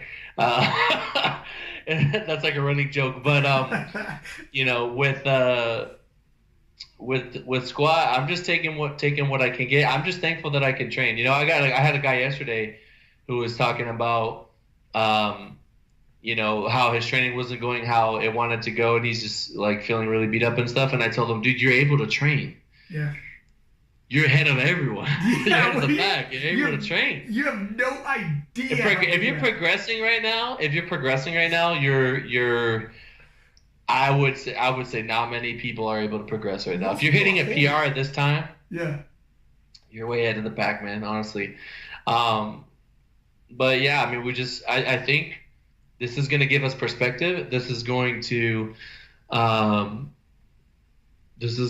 show people, like, people have bad days and they go, oh man, screw powerlifting. I hate this. I don't want to train today, whatever. And then you're going to remember this time, and you're going to remember when you couldn't train. And then it's going to you're either going to be like, yo, you know what? I was just in a funk. I really, truly love this shit, and I'm going to bust my ass. Or maybe this wasn't for you. And maybe when the going gets tough, like, how many people will continue to do it when the going gets tough? You know what I mean? If you truly love it, you'll find a way. Like I said, I think a lot of top lifters are going to find a way. If they can't, if it's just simply outside of their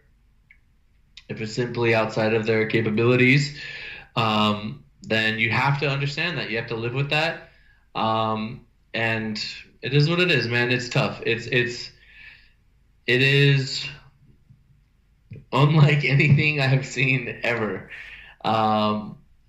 It affects the whole world. That's the cool. It's not cool. It is, but it's cool that we're all together. That's right. We're all in it together. You know, which is very interesting. Not every gym on the planet is closed at the moment, because I have a guy in, I want to say Singapore. I got a guy in Japan. Maybe they're past it. Maybe they already had their thing, and they're like, is Japan like in the clear now? I don't know. Yeah, I'm not sure. You know, I don't know. But some of them, they still got gyms. So, I mean, I guess it's got to be decent in some places. I just want there to be a place that's like, yo, we had this thing, we dealt with it, we're over it now, and look, we're back to normal, so we could kind of use them and then scale it for us and kind of get an idea how long it's going to take. I got a guy in chat right now saying that Sweden is open, which is interesting. I heard that Sweden was not taking super crazy, like they haven't dropped the hammer yet. Wow. But maybe that'll work against them. I don't know. Hopefully not. But I love Sweden when I was there. I don't know about you, but I thought Sweden was lit. It's so clean. It was like there's like a level of clean air that I didn't know that we had. Yeah, when they show. I'm in Los Angeles, man. It's not clean. When they show the future and everybody looks beautiful and the air is so beautiful and everything's clean, that's fucking Sweden, bro. Yeah, man. The difference is they have structures, and this is where, like, my sister's in Sweden. She married a Swede. And so when I went there, they're showing me around, and I'm like, you guys, they're showing me like churches that are 2,000 years old. For us, we have century houses. 200 years old is old. If you're from North America, 200's old. I really like just the way the buildings were built, and the ground just was all bricks. And I don't know where you were staying, but I was staying like at the hotel that was right on the water. There was like water right there. Yeah. And there's a little restaurant right there, so everybody was just outside eating next to the water. And you could walk everywhere, and there was like, it was great, dude. I was driving the scooter. I was just driving the scooter by myself around the town, like just looking at stuff. Yeah, it was great, man. And I was excited to go to the UK, dude. I'm not gonna lie. I was really excited to go to the UK and just see it. Um, I always go to these places that Tina never comes, so I want to go with her one of these days just to experience all of that with her. I think it'll, maybe she might be inspired. Maybe she might realize, what I've learned through traveling, through powerlifting, honestly, is like there's so many things out there in the world that you haven't experienced. There's so many things out there in the world that, I want to experience, right? And stuff like this prevents us from happening. I hope this never happens again. I feel that it's inevitable, right? Because there's tons of people on Earth, and there's places that are heavily populated, people eating weird animals and shit. You know what I mean? I don't know how this shit starts, but it's just madness. It's just madness, and it is okay. Can you think of other world level global threats that could shut things down like this? I don't even think maybe if there's a world war, right? This or like even if there's a hurricane or a crazy earthquake or a tsunami, that's not going to be as bad as what's happening right now. If aliens attacked Earth, I would say these are comparable. Oh, that's June. That's June, though. But that's June, though. And we know this, Joey. You know what I mean? We got to get ready. Come on, man. That's a prediction. No, you're 100% right. Nobody would have seen this coming. We've seen like world wars. We've seen depressions come in the dirty 30s. But this is something that we couldn't prep for. We've never seen this in terms of. I mean, there's some scientists saying that this could happen. They were saying this 10 years ago. This could happen. This will probably happen. But like I said, it's never a problem until it's a problem. Yeah. If we, like, what if like Bill Gates did that presentation like 5 years ago or whatever, and then they go, okay, like we're gonna prep now. We're gonna build hella hospitals. We're gonna just overdo it on everything. Nobody will have to ever wait in line, and we're gonna have more than we need. We're gonna build a ton of ventilators. We have years to prepare, and then this happens. The world basically goes on as normal. The people that need it, they have everything that they need, and like nothing stops. It's just all the sick people get the health. You know what I mean? Like it's different. Or you did all that, and then China goes, "Hey, look it, no more eating fucking bats." And then you did all that for nothing. I mean, you brought up Bill Gates. This is what I'm saying. Where imagine you're the doctor. Bill Gates is an old man. You would give up. How many people would you give up to keep Bill Gates? Yeah. You know what I'm saying? And this is where that doctor's got to be like, oh, that's a tough one. I got someone in chat saying that commie gyms, a lot of commercial gyms, will survive, but regular private owned like Steve Gentili type gyms, places like that, they're not. Like I said, but chat, like I said, okay, like if they don't have to pay rent because they're getting a break from that, they can. I think they can survive, right? Maybe. You don't have to pay. You don't have to pay for your expenses to exist. Granted, your workers are going to be laid off and stuff. So you know what I'm saying? I mean, they might be able to. It's just if you have to pay for the cost of existing, if that can get relieved somehow for the time being, I think you might be able to bounce back. But it's like, I highly doubt that people like. Okay, guys. I mean, I say this, but I think people are going to just flock to the gym when it opens up again because they can finally train. Like January 1st all over? Yeah, January 1st all over. I got a guy saying the gym is closed, but they're charging me. But they're going to comp him for however long it's closed. That's interesting. Well, let me tell you something. This. What do you think about this? I think this is freaking ridiculous. I know a girl who was signed up to a CrossFit gym. The gym costs $170 a month, which is... Yeah, CrossFit is a lot. Fucking stupid already. Because they're not doing shit. And you can only go there in classes. Can't go whenever you want, do whatever you want. You have to just go for class. So and she's not an athlete. So $170. They close down, and she gets an email from the CrossFit gym saying, we would like to, you guys, if you could, support and don't cancel or pause your payments.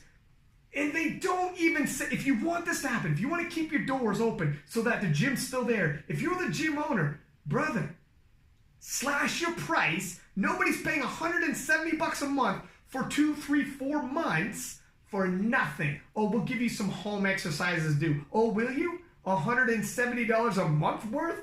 Are you kidding me, man? Like, this is who's in this guy's ear? My brother, You better slash it down to, what do you need to keep the lights on? Is it $50 a month plus the government subsidy? That's all? Then that's all you should get put in your email. Do not ask for 170 so you're still driving around with your freaking whatever car you're driving.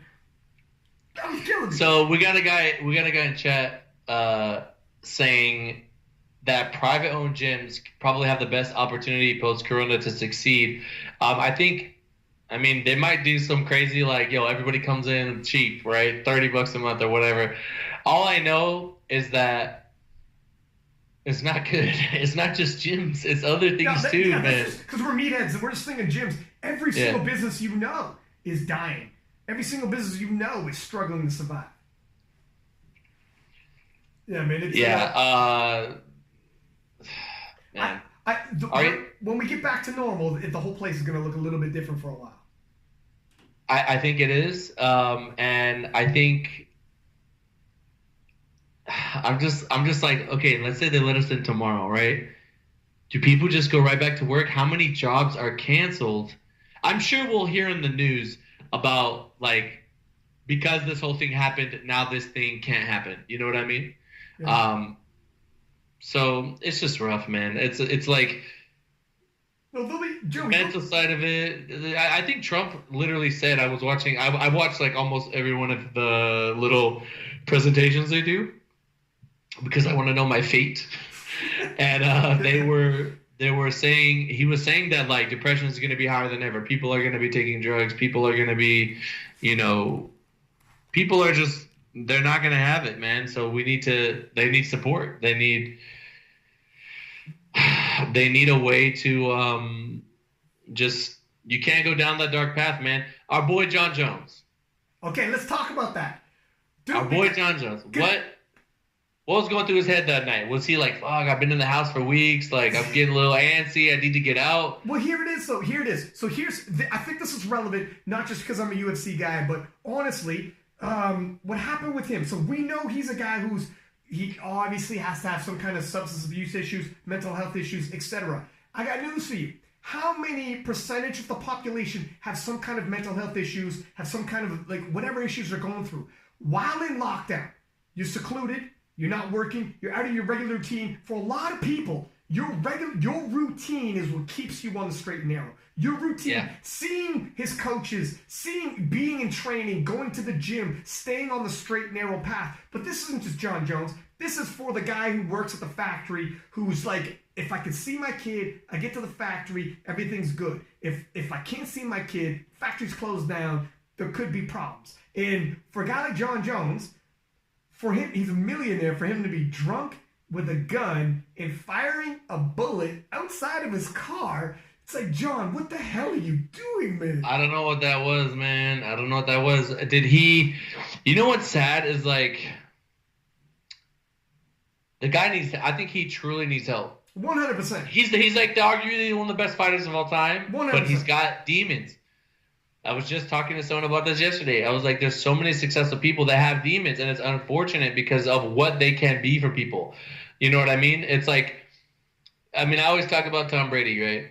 But Tom Brady, he's a good role model. He's a good guy. He's, people talk shit about him, and he's like a class act. You know what I mean? And he's very stable. He's very,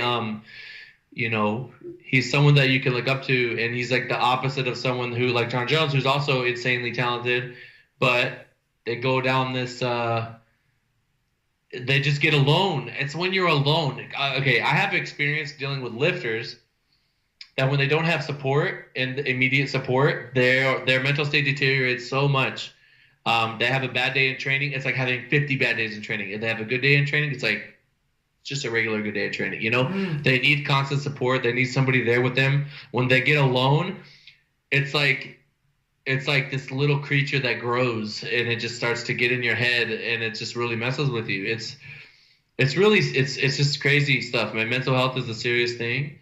I don't know why I'm okay. Like, you know what I mean? I don't know what about me or what about my upbringing made me like decent. Like, I don't have these, I don't struggle with things like that all the time. I focus on what matters, and I try to just keep moving forward. But I know that it's something that's beyond. I mean, I do my best to try to help people through it, but I'm not a specialist. And I just try to tell them, like, you got to try to relentlessly, in my experience, when I deal with these people, I just have to relentlessly show them what they're fighting for, why they have meaning in their life. Like, you just got to hammer it.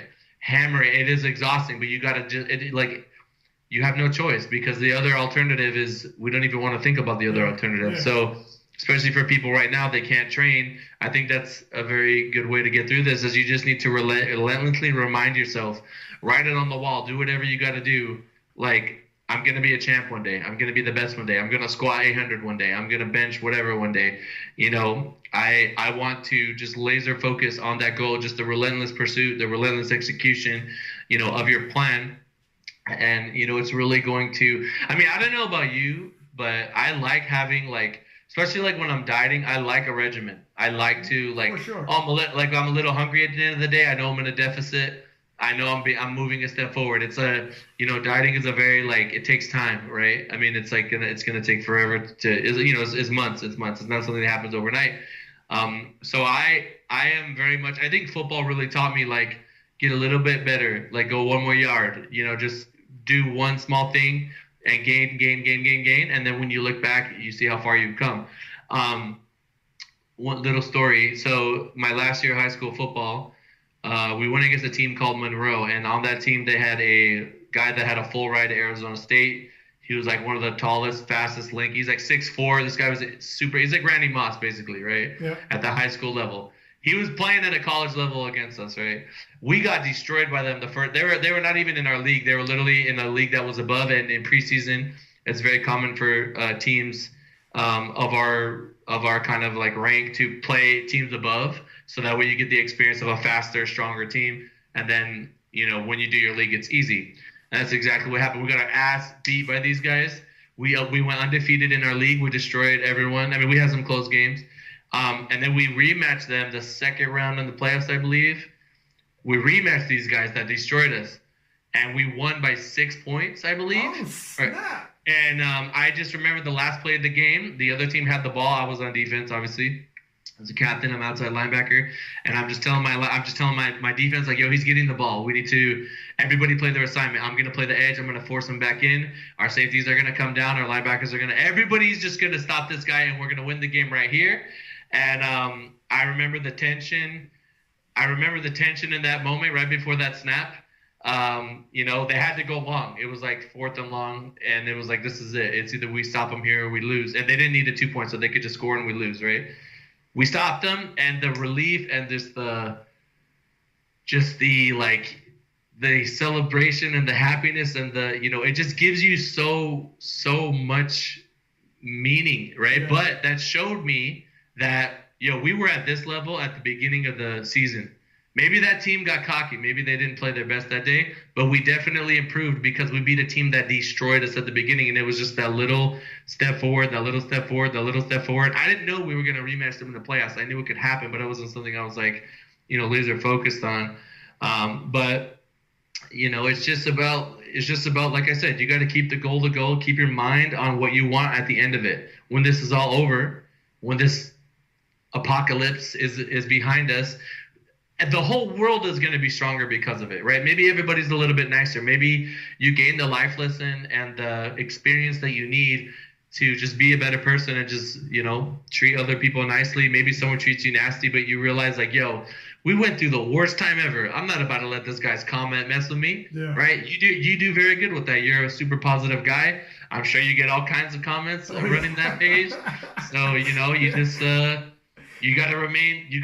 I don't know what you went through, Ryan, to make you so positive, but I appreciate it. I'm sure a lot of people appreciate it, and they feed off that energy. And I think people tune into your podcast because no matter how they're feeling, they're gonna hear Ryan Lapadat, like, lift them up. You know what I mean? Well, you're super excited about shit, and I like that. I really do like that. And I know I used to get a little irritated because you would make mashups, but I understand it now, so I don't mind it. I learned that a lot when I deal with, I got a lot of friends, as you know, that are, like, really popular in social media. I mean, even, like, you know, like 10 times the size of rest of social media and stuff like that. So I'm around them all the time, and I see, and they talk to me about their experiences and how they deal with, like, I have to be one way for social media, but this is like how I am, and things like that. And it becomes a job for them, right? So like when a reporter, not to the extent of a reporter making a story and like kind of blowing it up and exacerbating it, but it's kind of relatable where some of them have to, maybe they have to just like, you want to create excitement and things like a lot of UFC fighters, they just talk shit. I'm like, dog, you don't even talk like that. Why are you talking? Sure. Why are you going out of pocket? Like, it's kind of corny sometimes when they do it. But that's always interesting because they're going to fight, they're going to, like, you're going to stand in front of that guy and beat his ass, or you're going to get beat. Yeah. I just posted in my story, Machida, the dragon, right? Yeah. Just kicking people in the head and knocking them out. Yeah. Like Silva back in the day. Yeah. Just like crazy stuff. So, I think it's all interesting, and just we got to try to find things to make things interesting. And it's so weird to me. I did a video recently on this topic talking about the corona stuff, but for powerlifting and like what people are going to do now to get around it. And someone had mentioned, like, you should try to do your Arnold recap video, because I still haven't done it. They said you should distract people from what's going on. And I said, I will, but I want to put this in people's face first and say, hey, look, we got to deal with this together, right? Mm-hmm. This isn't going anywhere. This is in front of us. Let's handle this, right? I understand this is happening right now. There's no getting away from it. And once we know that, we got to have some sort of normalcy, then we can, kind of distract ourselves. Which sucks because there's no sports, so we can't watch anything. Well, dude, that's why I've been watching like old fights and shit. That's why these streams are blowing up.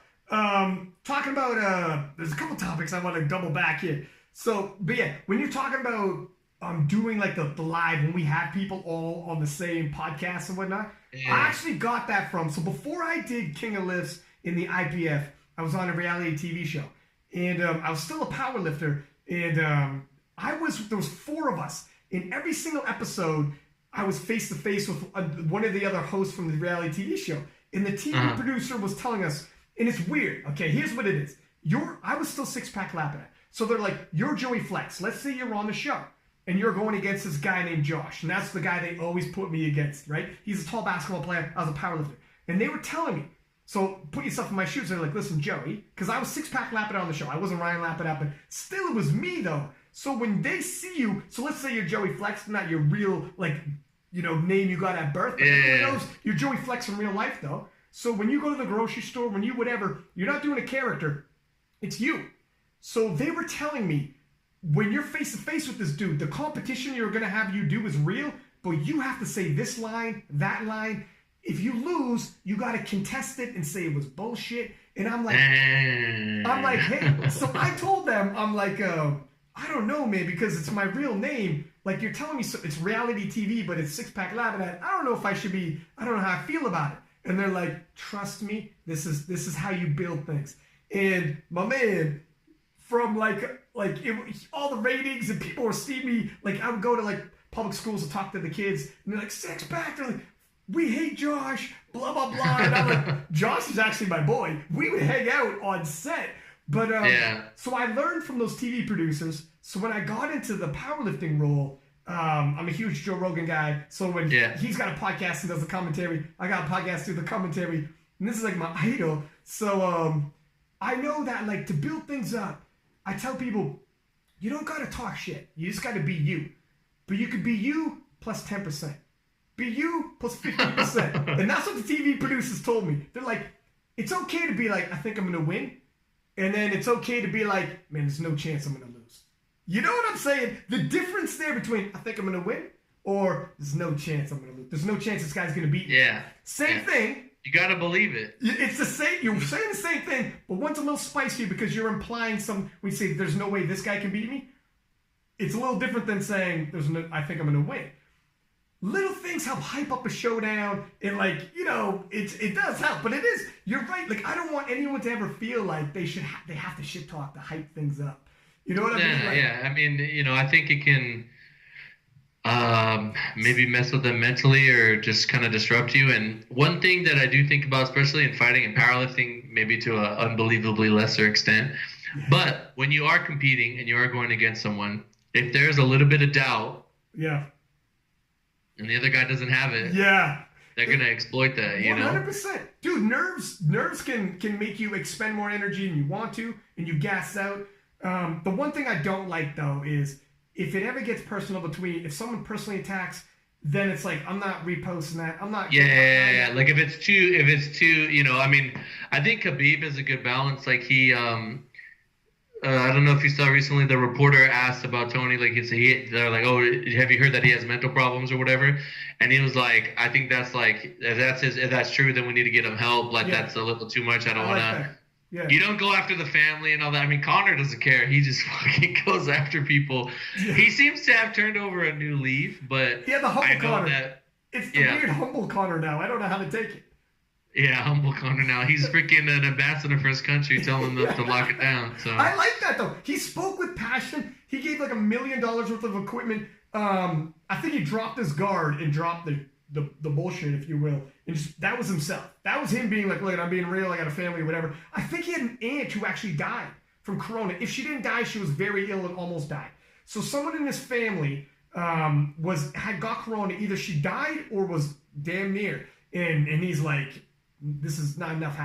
Ireland's not taking this seriously enough. So I like seeing it. It's a total opposite of what's going on during this with fucking our boy John Jones. I also want to double back and say, powerlifters, you often come to our sport because you crave. Here's the thing with powerlifting. It's not seasonal. You do it every day. You could do it by yourself. It's structured. People come to powerlifting because they need structure. I've had people who were like, tell me about how when I got that spreadsheet, it's like, oh, it relieves my OCD. We're like, I know what I'm doing tomorrow. I know what I'm doing the next day. I have my structure. Next week, next month, it's not the season's over and I go home. So that's why this is very difficult for some people who are like, this is my shit, man. This is what keeps me going. Yeah, it's a tremendous amount of mental energy wasted on something that isn't even going in the right direction when you have no idea how to program for yourself or you have no structure, right? Yeah. So a coach in that sense can be unbelievably valuable for somebody like that. So I could totally see how people that have that structure, when I'm at today or tomorrow when I get off this call, there's a couple lifters that come to mind that they were doing so good, and now that they have no way to train because their country is just how it is, like there's nothing they can do. It's like they live very cramped together, whatever. I'm gonna, make sure they're doing okay. It's.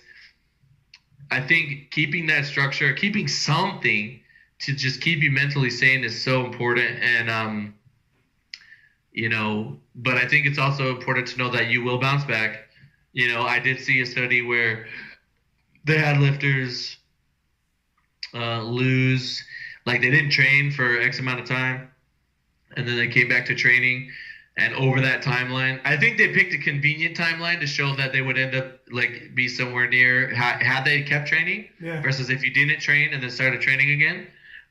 Basically, the model was trying to get a point across that your gains will bounce back and you'll be more sensitized to training coming from not training than if you had been training the whole time. But at the end of it, the people that still kept training, they're still like, I don't know how long this was. It was like 6 months or whatever, but they were like 5% stronger. You lost 5% strength in that time. But let me break this down for you. Russ is like 5% ahead of second place. Yeah. You know what I mean? That's 5%. That's first or second place. That's the difference. For powerlifting, it's huge because, something that people don't think about is like, okay, let's say we're going to use somebody like, let's use like a 1,700 total, right? 1,700. That's like that's pretty up there. 1,600. Use 1,600. What's 5% of that? You know what I mean? You're going to train. As powerlifters, we train so hard. That's 80 pounds on your total. That's huge. That's huge. Massive, that's like, dude. That's like 37.5 kilos or something like that, right? It's missing a third squat and a bench maybe. Like that's huge. Yes, that's huge, right? Yeah. So, it's like we train. I'll tell you right now. I did 1865 and then I did 1880 at my last meet. What percentage is that? I put on like a percent. Yeah. I put on like 1%. You know what I mean? Let me see, 0.0. Hit that big ass squat though. I literally added 1% to my total and I'm cool. I pulled 661. I was happy with that. I was like, yo, 300, let's go. Dog, that big ass squat though. I know, man. I told you I'm gonna hit more if I didn't get sick, but excuses, whatever. We gotta chalk it up. And I'll never forget Blaine Sumner. I think it was 2000. I forget the worlds where he bombed out and then he came back. He won Raw Nationals and then won Raw Worlds. Do you remember that? It was Blaine Sumner. I had him on the podcast literally like a month and a half ago, but it feels like a lifetime ago after all this shit. Yeah, he bombed out. Yeah. And one thing I took away from that whole experience was like he didn't complain. He was just like, all right, I'm gonna do another one. I'm just gonna fucking sink my squat next time and come back. And you know, so that's great to see. I've seen him. He's one of the first people I followed when I got into powerlifting. And I remember when he cut his arm open, really bad. That was like disgusting, right? I posted. So he's on the podcast. I did a quick 10-minute thing. Actually, it's on the King Lifts Instagram on the IGTV. You know, you can click the middle button and it just shows the IGTV ones. There's pictures on it. Brace yourself because there's chunks of meat all over the gym. Freaking rack, yeah. Dude, he said he was because he's walking around, and he said he was finding chunks of meat like weeks later, like meat that was like left out in the sun and curled up. Like it was. He showed a picture. It looked like fucking. This dude's a big dude, but he's got a hamburger in his arms. Because it looks like extra lean hamburger. It's crazy, man. It's crazy. But he came back from that. Yeah, he almost died. He came back. There were so many things that these lifters go through, and it's just I've seen Dan Green tear his quads. I've seen guys tear their pecs. I've seen guys, get hurt and just get through it. I was there when I remember when Larry, like, I don't know, he tore his leg like bad, really, really bad, and he bounced back, and now he's just a social media guy, but did you know what surprised me? Last podcast I had on, I had no idea. I didn't make the connection, but you remember in Texas when Kelly Branton bombed on a squat and it went viral when he had a convulsion. He went into seizures. It was in Texas World Championship. Oh, what the heck was that? And so he went into seizures. Like he bombed on it, and the spotters tried to help him, but it could not all the spotters knew what they were doing. And then he projectile out of the squat, hit the ground, and was convulsing. And then he got up, finished it, and that clip went viral for like a while. Do you know who that back spotter was? The back spotter projected him out of there. Do you know who that ended up being, or who was, but we didn't know who it was? I have no idea. Trey Thomas. Silver medalist, 120 plus, Trey Thomas. Trevor Thomas, country muscle, going toe-to-toe with Ray Williams for the gold. Oh, that was him? That Trey Thomas.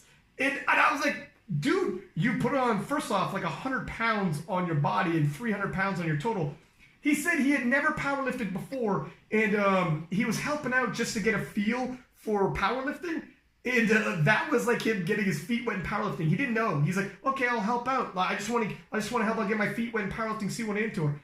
He ended up spotting Kelly Branton at the World Championships, 1,000 pounds squat, damn near 1,000. And then he said when Ray Williams came to the platform, he was like, and after what happened with Kelly, Ray comes out and he's like, holy shit. He's like, please hit this. Nobody wanted to hit this more than the spotters. Yeah, man, it's... but that's exciting, right? I remember 2016 Worlds. Yeah, same Worlds. Texas. Everybody was there to watch the big boy squat. Yeah. That was it. That was the thing. That was good. That Worlds, people give it heat, but I liked it. It was like, I felt legit. Wild, it was a lot of. I like how there was so much space from the back curtain to the platform. It was like just isolated with nothing around it. It's just you and you're lifting. You know what I mean? So I'll never forget. There's a picture taken. Like everyone will always remember those Worlds for John Hack versus Brett Gibbs. I know I talked about it a million times on podcasts, but it's got to be said. And I love. There's a picture of John right before he's coming out. And you, Matt, Gary, Susie are all around him yelling. And John's screaming at him. He's like, he looks like, man, it was straight up a fucking movie. And it was like, and he's about to rumble out there and hit what he hit. That man was, I'll never forget that. He elevated that day, man. He elevated that day. That was, he doesn't show much emotion, right? Yeah. I mean, I talk to him like all the time, but we have a group chat. We just send memes and stuff, and he shows a little bit more emotion now. But back then, I just remember After his eighth lift, so his deadlift, I'm like, we're thinking about putting this on the bar. How you feeling? He's like he's sweating. I never seen him gas before. He's like, I got about 5 in me. I got about 10 in me, and that's it. And I was like, all right. So I go over to Matt. I'm like, okay, Matt, I think this is what he's got. He went out, he pulled it, and I just look at him, and he's done. This guy, he gave it all that day. There's nothing left in the tank. He's like literally, he's gasping, he's sweating, and that was an amazing day, man. I'll never forget. I will never forget if I live to be 100. Joe, that's what we live for, dude. That's what we live for, right? Dude, we're lucky. We're the luckiest guys in the world. Are we not? Like literally. I mean, it feels. I'm getting chills right now. It's like, I'll never forget. It was like some Arab team. They had their whole media crew with cameras and stuff. And like after John won, they like ran over and like picked him up, and they're taking pictures. And me and him were jumping in the air and like tackling each other. And it was just like, I think it was because we had Gibbs with social media, and we had John. I mean, he was very well known because he was like a freak. And then we had just giant build up until this one day. The viewership was off the charts, just like Russ's meets now. More the views are crazy. People are going mine. Sheffield, dude, that just makes me sad. Sheffield didn't happen even more. It would have been nuts, man. It would have been nuts, man. Talking about that with the deadlift, I still remember to this day, when John hit his second deadlift, his knees clapped a little bit, and me and Johnny Candido was actually in the booth with me that day. And me and Johnny Candido looked at each other and were like, oh shit, that was work. And we were both like, oh.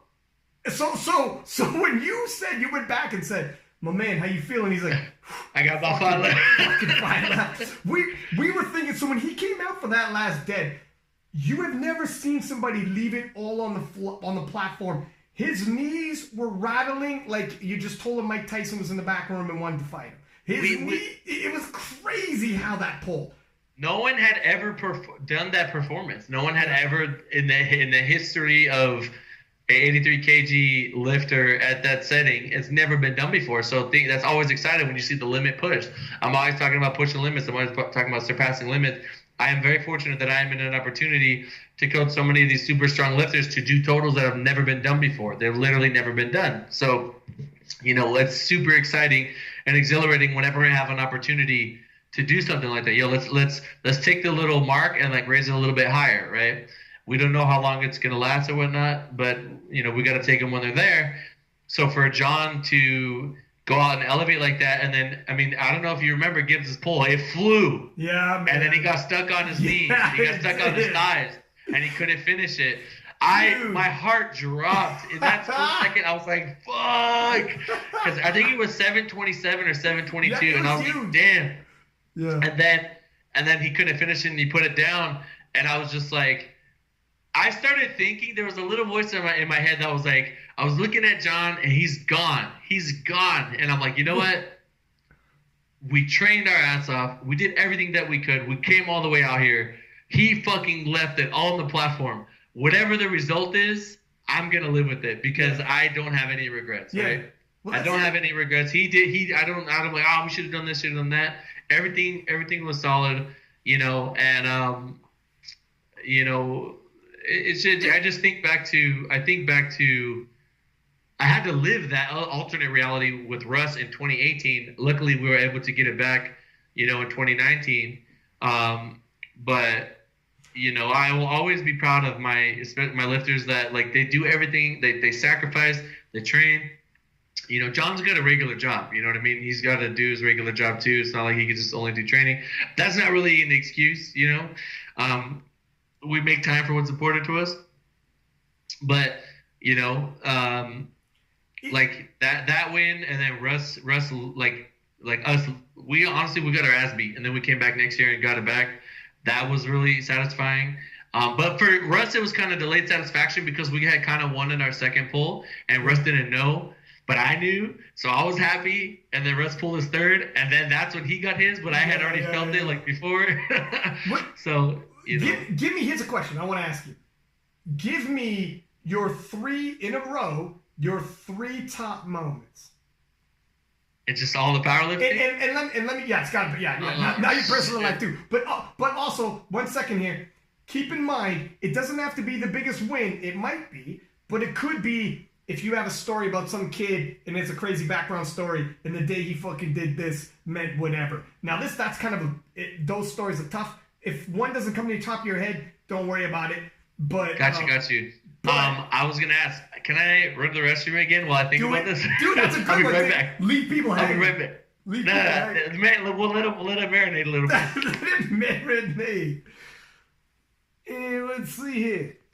Do you guys got questions for our boy here, Joey Flexx? I'm going to ask him his 3 top moments as well as maybe the 3 top, maybe we'll also ask him the 3 biggest upset wins.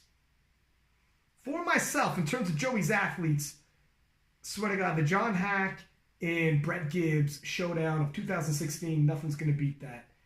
Until the day I die, that's going to be the biggest, most hype. So for me, we'll see what Joey says, but for me, that's number 1, 100%.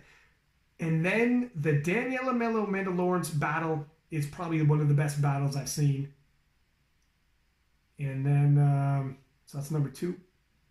And number 3, it's probably when it would be Russell. It'd be when Russell took Brett, and that would be for Joey Flexx's crew, the top 3. We'll see what Joey says because that's a hard list, man. My man's got he's got hits like the Beatles. You know, he's got to go through it, and we'll see what he gets. And I just gotta do it quick. I got it in my head right now. All right. All right, ready? Let's do it. So number 1. Or no particular order. No, let's get 1, 2, 3 if you can. Do you want to do that? Okay, I would just say, I mean, John's win was like defining. It was like, yes, dude, that made you. That made everybody. He has told me on many occasions that's when he peaked in his career. Dude, listen, we joke. What that did for the IPF, what that did for the live streams, SBD hyping that for powerlifting, what it did for yourself, what it did for John, what it did for powerlifting in terms of promotional hyping of 2 guys clashing. It was fucking. The coolest thing about it is like, no matter what happens, that is history. No one can ever take that away from either of us, from anyone. You know. You know, and. Okay. So that's 1, right? Let's put that one there. I would say number 2, it's got to be either my first nationals win with Russ or it's either his first win, his 3rd national win, or the world win, because I think worlds might kind of, because the worlds came after all of that, and it was kind of like, yo, I did, like, we're here again. Yeah. I'm here again. You know what I mean? With somebody different. Yeah. And he had worked so hard, and when I inherited Russ, I just really like. Trying not to get emotional, dog, but it's just like I told myself, this kid is giving me his everything. I will do everything in my power to make sure that we can get this man a chip. I will do everything that I can to get this man a chip, and I don't care what it takes. And he did his part, I did my part, and then it came through and it happened.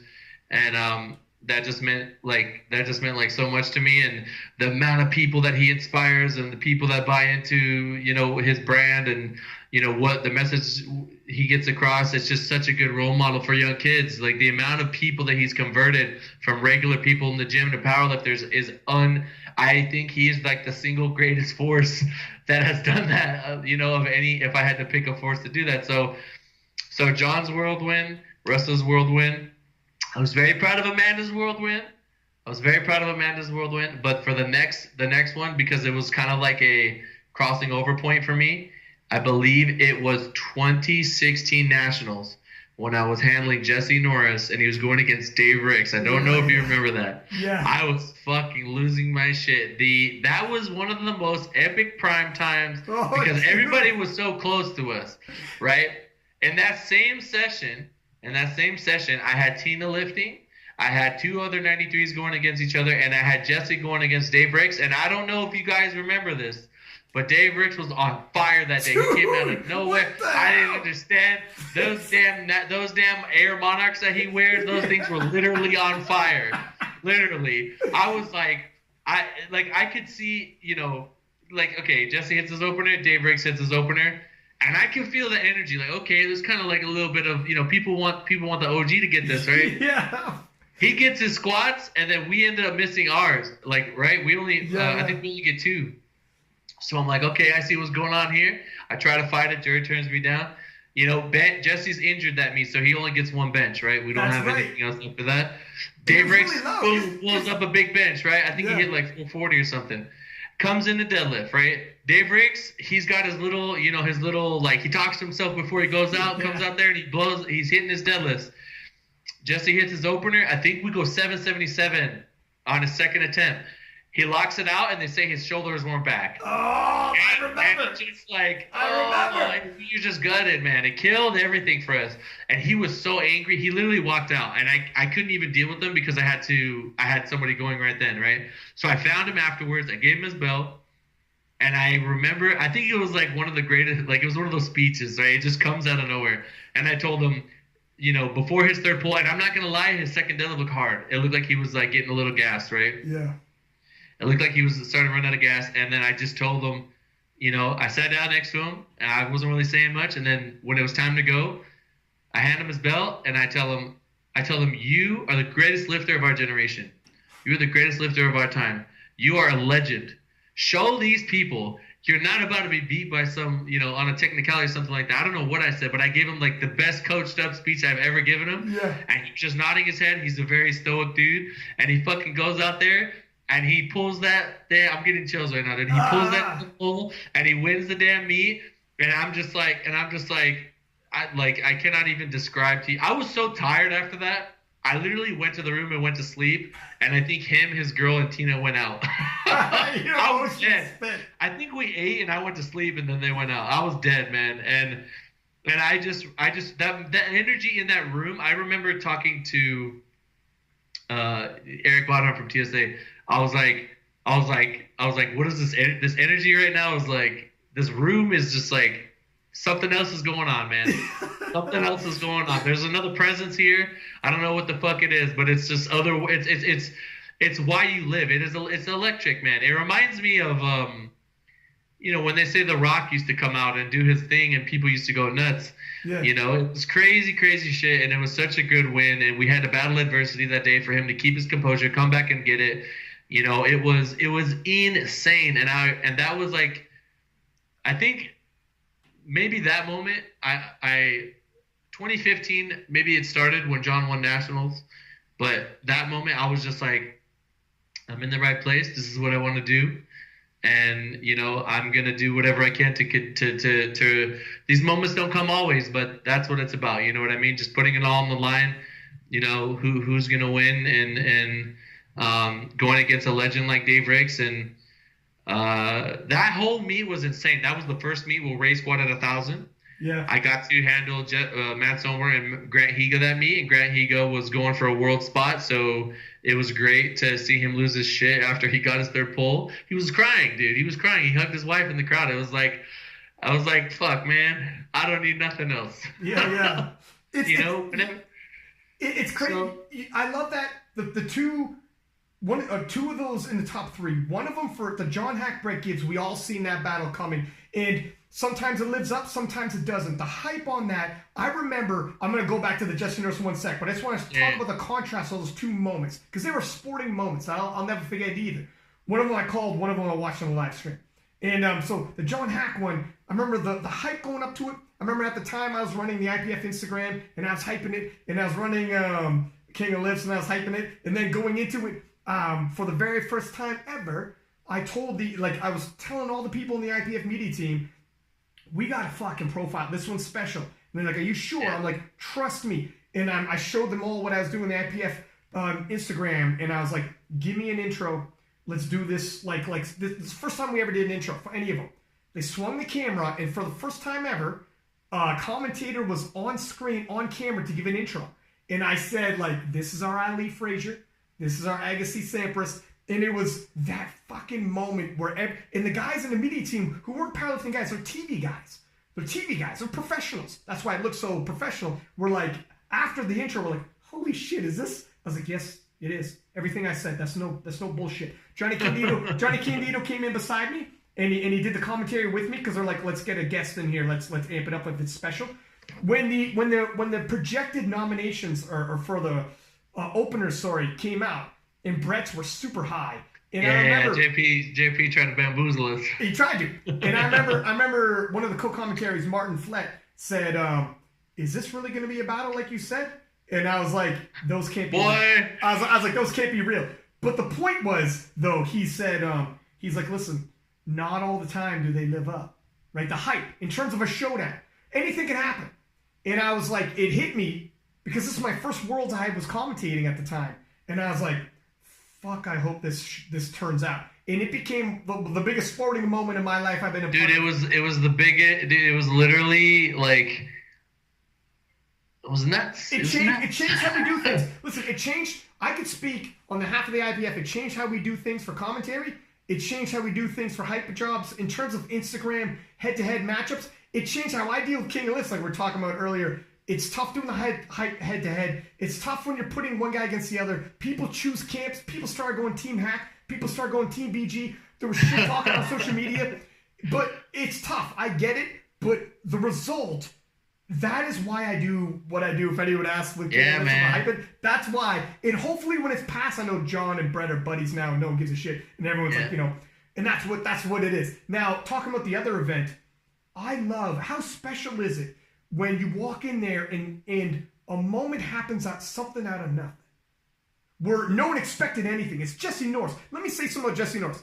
In the history for IPF points, nobody has totaled the IPF points Jesse Norris has. He's put forth some of the biggest performances we've seen under the IPF banner, USAPL, but still under the IPF banner.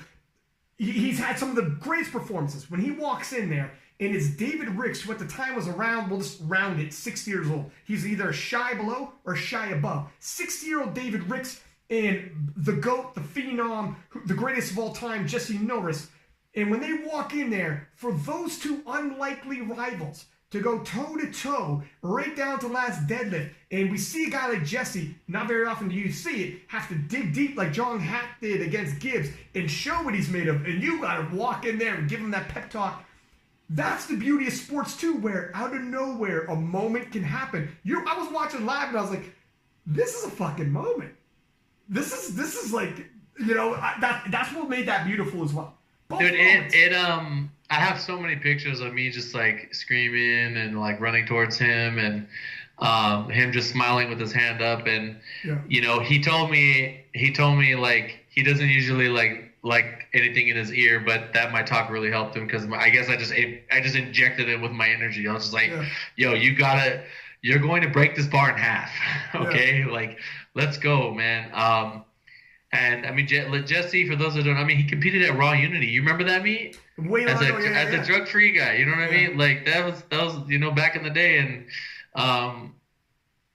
that was those are the moments that we live for, man. And I want to continue to push it and make it happen. And another one, we could just like a bonus fourth one. I don't know. Let's do it, man. Let's do it. I don't know if Keiko was in here, but oh man, I get kind of fucked up talking about it, because I know. Okay, so this last Nationals, Keiko had been, he had grown to become a close friend of mine. I mean, we play video games together all the time, and when he came to me, he was like decent. He was like ranked like 14th, I think, right? Going into 2017 Nationals, he was like nominated 14th or 12th or something. He wouldn't have even made primetime like at all that back then, right? So, you had this guy who puts everything into his training. Training is literally his life, right? Training is everything for him. It's literally the number one priority in his existence, to me at least, as his coach and his friend. And for him to just like train through years. This was years in the making, right? Come up, rise through the ranks. The next year, he instead of 14th, he got 4th, or 12th, he got 4th, right? He was not 4th. We got 4th to Ashton, Dave Ricks, Ellis McLean. I'm cool with. I was like, these guys have all been here and earned it. You know what I mean? Yeah. I'm perfectly fine with that. For him to come in 2019 and blow it out of the water, just like, Charlie Dixon was the next one close to us. Shout out to Charlie. And I knew Charlie was always going to be, I mean, Charlie's a strong guy. I'd never count him out. But John was just on it that day, man. Like, and I had a warm up meet in June, so I kind of knew where he was gonna be, and his numbers had gone up, and everything just clicked at that nationals. And to see him finally win after any lifter that I go through years with them, and then they finally become champion. It gets me, man. It gets me. It's just. I think any coach would feel that way if they. It's almost like you raise a kid and they finally graduate high school or something. Yeah.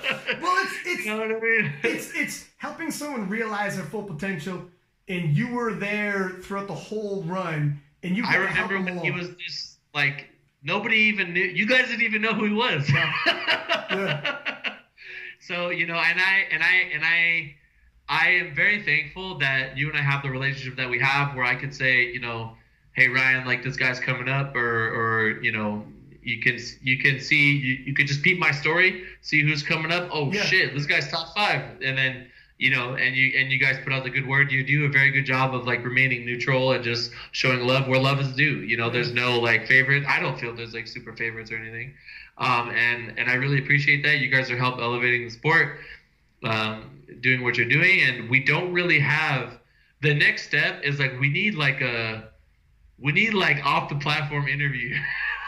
We had it. We had 1 year in Calgary. They mixed it though. So we had it in Calgary. I got Ray. I got every single person who won. I got an interview with them, and they posted some, didn't post others because of timelines or whatever. I thought so. I'm like, let's do that. When we went to Sweden, I'm like, are we doing that? But a little different though. Sweden, we were with the Olympic, on the Olympic channel, and they didn't want me leaving the booth part. So instead of finding the guys and girls for the interview, they said swivel around and we do an intro, outro. It was a little different, due to that, right? But anyway, I agree. I want to ask you though. So those are the highlights. What is toughest? Like, there's some. Look at sports. Is that? This is like sports, like a metaphor for life. This is why I think people love sports, man. Because there's like the valleys and peaks. You take L's, you get wins, and then there's even like it's tough too. You can be with somebody, and then there are times when you part ways. And there are times when, like all of it, you don't got to get specific with all this stuff, but there's a lot. We get so emotionally invested, man. I even get emotionally invested. I see people as part of teams, and if, like, not even like sports franchises, but I didn't think it would. But it even started happening to me in powerlifting as well. If I hear about so-and-so leaving a certain team, and I'm not even certainly thinking of yours, but not even to throw certain teams and certain names, but there's certain people, and then you might even know what I'm talking about, because you probably showed down with them. And then, like, when certain people leave, you're like, fuck, man, that must be tough. And like, there's, like, it happens. But it's got to be emotionally tough when you talk about how emotionally close you can get to people. You know what I mean? And I don't even know why I would give a shit, but for some reason, just like watching a sports team when a guy leaves, sometimes I do. Yeah, and I'm like, why do I care? But I do, man. Yeah, I mean, I will say when I knew John was not going to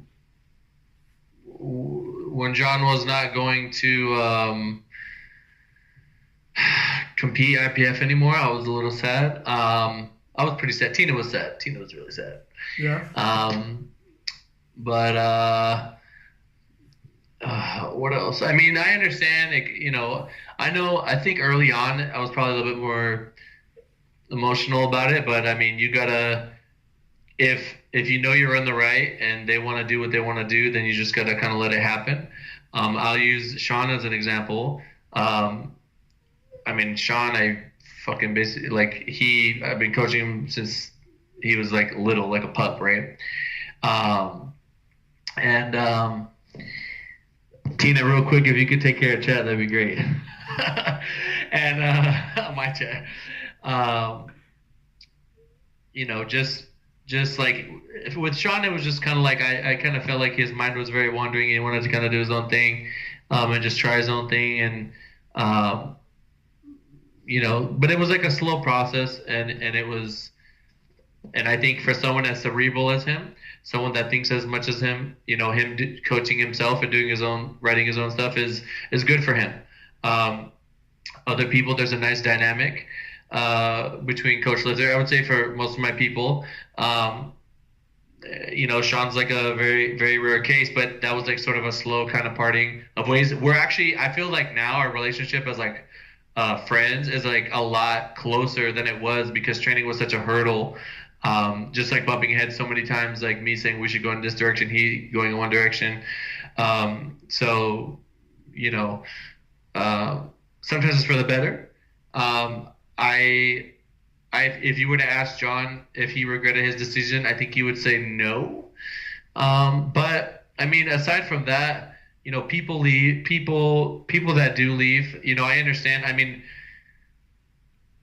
you just got to take it for what it is, and you got to just make sure that at the end of the day, you do right by your people. And if you feel that you did right by them, then it's all good, And I feel like I did right with those people. John leaving I think the reason for John leaving was just that, if Sheffield happened 3 years ago, I believe he would still be here. Yeah, that's what I think. I think he was like, yo, I'm this lifter. I'm this phenomenal lifter. I want to make some good of my lifting. I want to get returns for it. So it was only natural for him to go like in the direction of like where they were going to pay out money, right? And at the time, so it's just timelines. It's just how things worked out. But yeah, I mean, right now every case is different, right? You're going to be closer with some people than with others. I don't chase people. I just like, after all our time together, I couldn't show you my value and what I could do for you, then it's probably good that you go, but at the end of the day, you got to just like believe in what you believe in, stick by your roots, do right by your people, and everything else will kind of handle itself. The last thing I would ever want is to do something that I would never want to step on anybody's toes or anything like that. I always communicate. I keep very open communication with my people. And I'm constantly reminding them of the situation. Like, this is where we're at, this is where we're going. And I try to give them what they need to be the best lifter that they can be. I am here to make them better. That is, I am a result of a demand for people wanting to be the best lifter that they can be. So I will try, I'm not going to be perfect for everyone. I don't really not get along with people, but there's just some people that, maybe I can't be for them what they want or what they're looking for. And when I was younger and my demand wasn't so crazy, when somebody would fall off, yeah, I would get a little sad here and there. But now it's just like, hey man, it's I just got to move on to the next thing. If I got 5 people competing for like, a world record or something, and one falls off, I gotta focus on the other 4. The train has to move forward. We can't like get caught up in any one thing.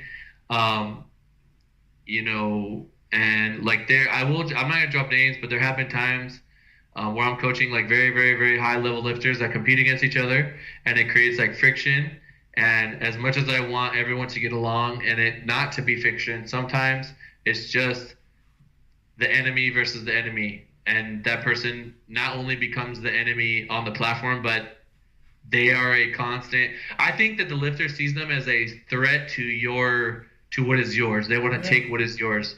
You know what I mean? So I can kind of see that in a way. I would think like a lot of this is such a dumb fight, but McGregor versus Mayweather, like those guys know they were getting paid, so they didn't hate each other. In fact, they love each other after that. You know what I mean? Yeah. So it's a little different in that sense. But then there's others where like I truly believe that Khabib hates Conor. 100%. I truly believe 100%. he truly, and that goes outside of fighting. Like usually people.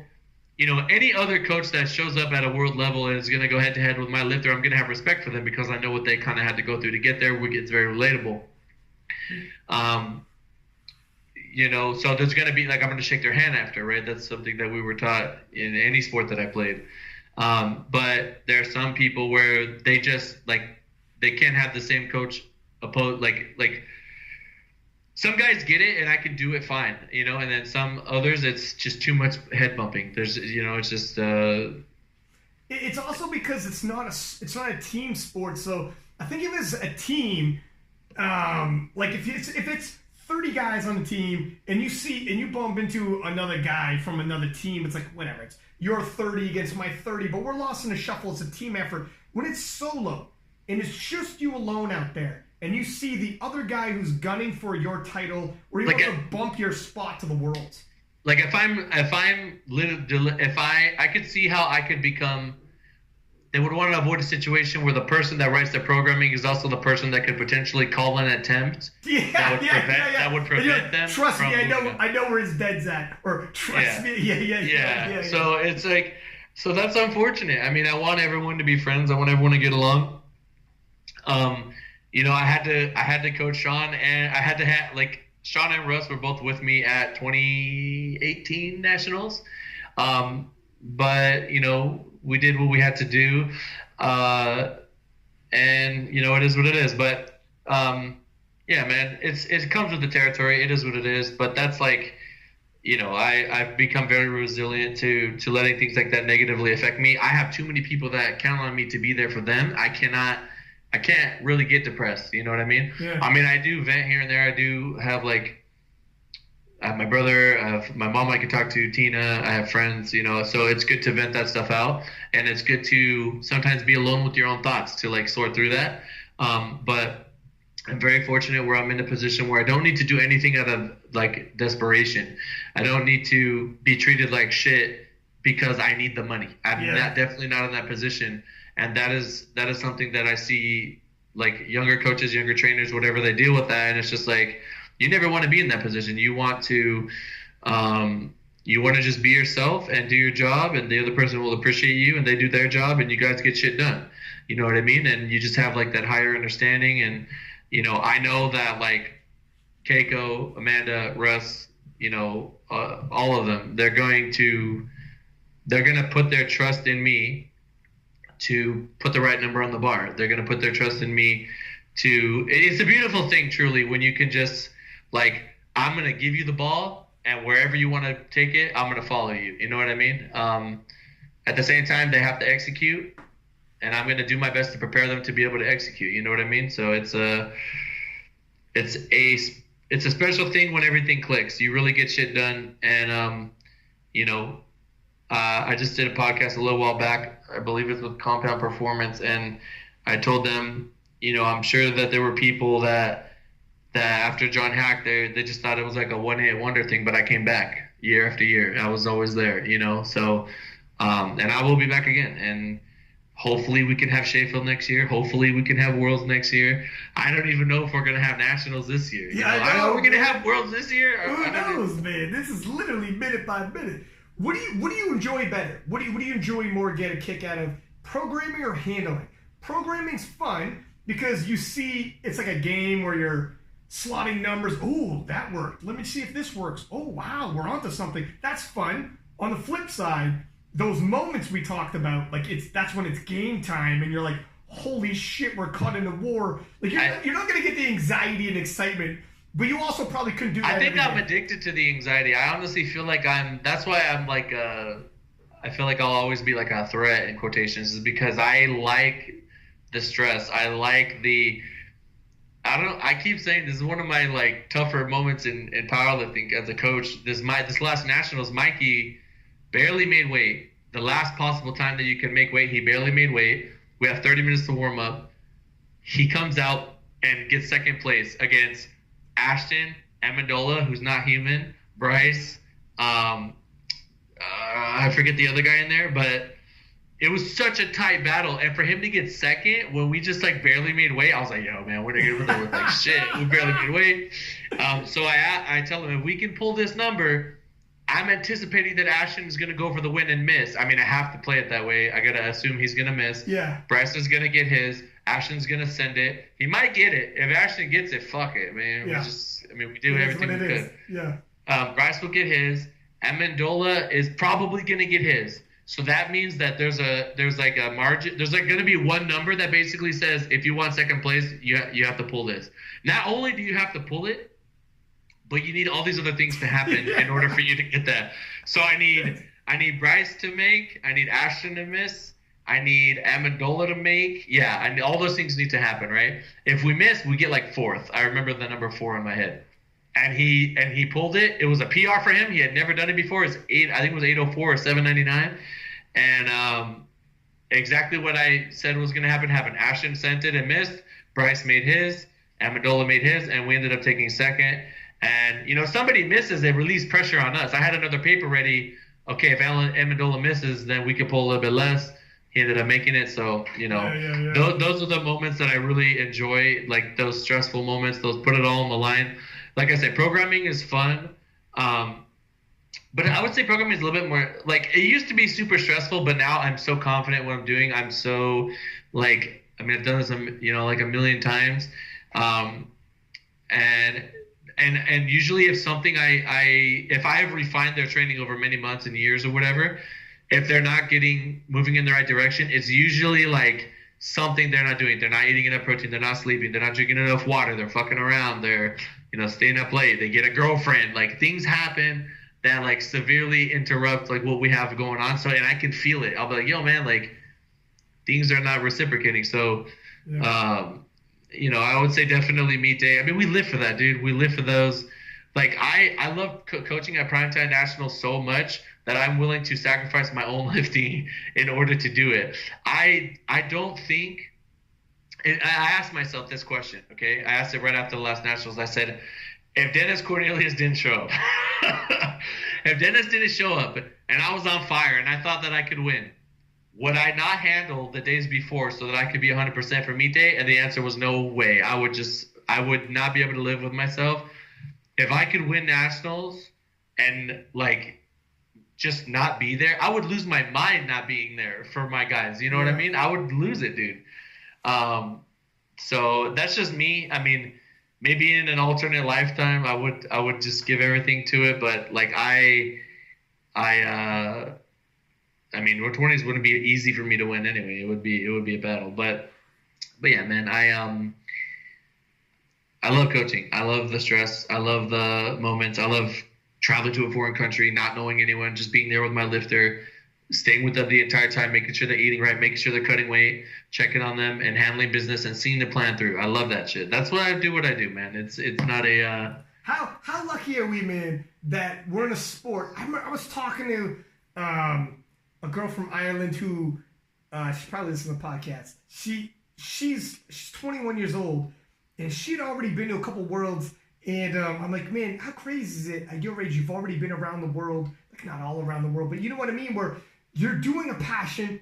You have a passion. At 21, like, this is so ahead of where I was at. But at that age, to have that drive, have that dedication, to be traveling internationally, meeting people from all over the world, your world perspective for these young people and what they actually see visually when they're walking around in Sweden and when they're walking around in Belarus, which is an entirely different experience. I mean, that's the last dictatorship in Europe, and it's just totally different. How lucky are we, man, to get that culture and see the world and meet people around? Dude, what am I doing talking to people in France and Ireland and fucking all over the world? People hit me up. Listen, if anyone's listening to this or following King List, some people message me and they think it might be bothering me. Man, I love shooting this shit and being like, let's talk. What's it like? Where you at? What's going on? I love it. There's not many things that have no gateway. There's no gateway. You could just go to these events just to watch. I had guys in my chat that were from the UK that were like, dude, I bought tickets. I was going to come meet you. I wanted to shake your hand and stuff like that. And I'm just like, I'm sad, man. I'm sad it couldn't happen, but it will happen. They want to meet you. They want to meet the lifters. I think we, Ryan, are in a time right now where powerlifting it's evolving. It's growing. It's making noise. It's moving in a direction where, okay, man, I'm just going to say it. If in my lifetime powerlifting doesn't eventually get into the Olympics, I'll be kind of shocked, honestly. We got to get there. Dude, we got to get there, man. People don't know. Listen, when we were on the Olympic channel, some people are saying like, what's the sense or whatever the shit, but they don't realize. So the main producer dude in the IPF media team was giving us like the ratings and telling us what the Olympic channel was saying in terms of feedback, because he talks to the executives who put us on there.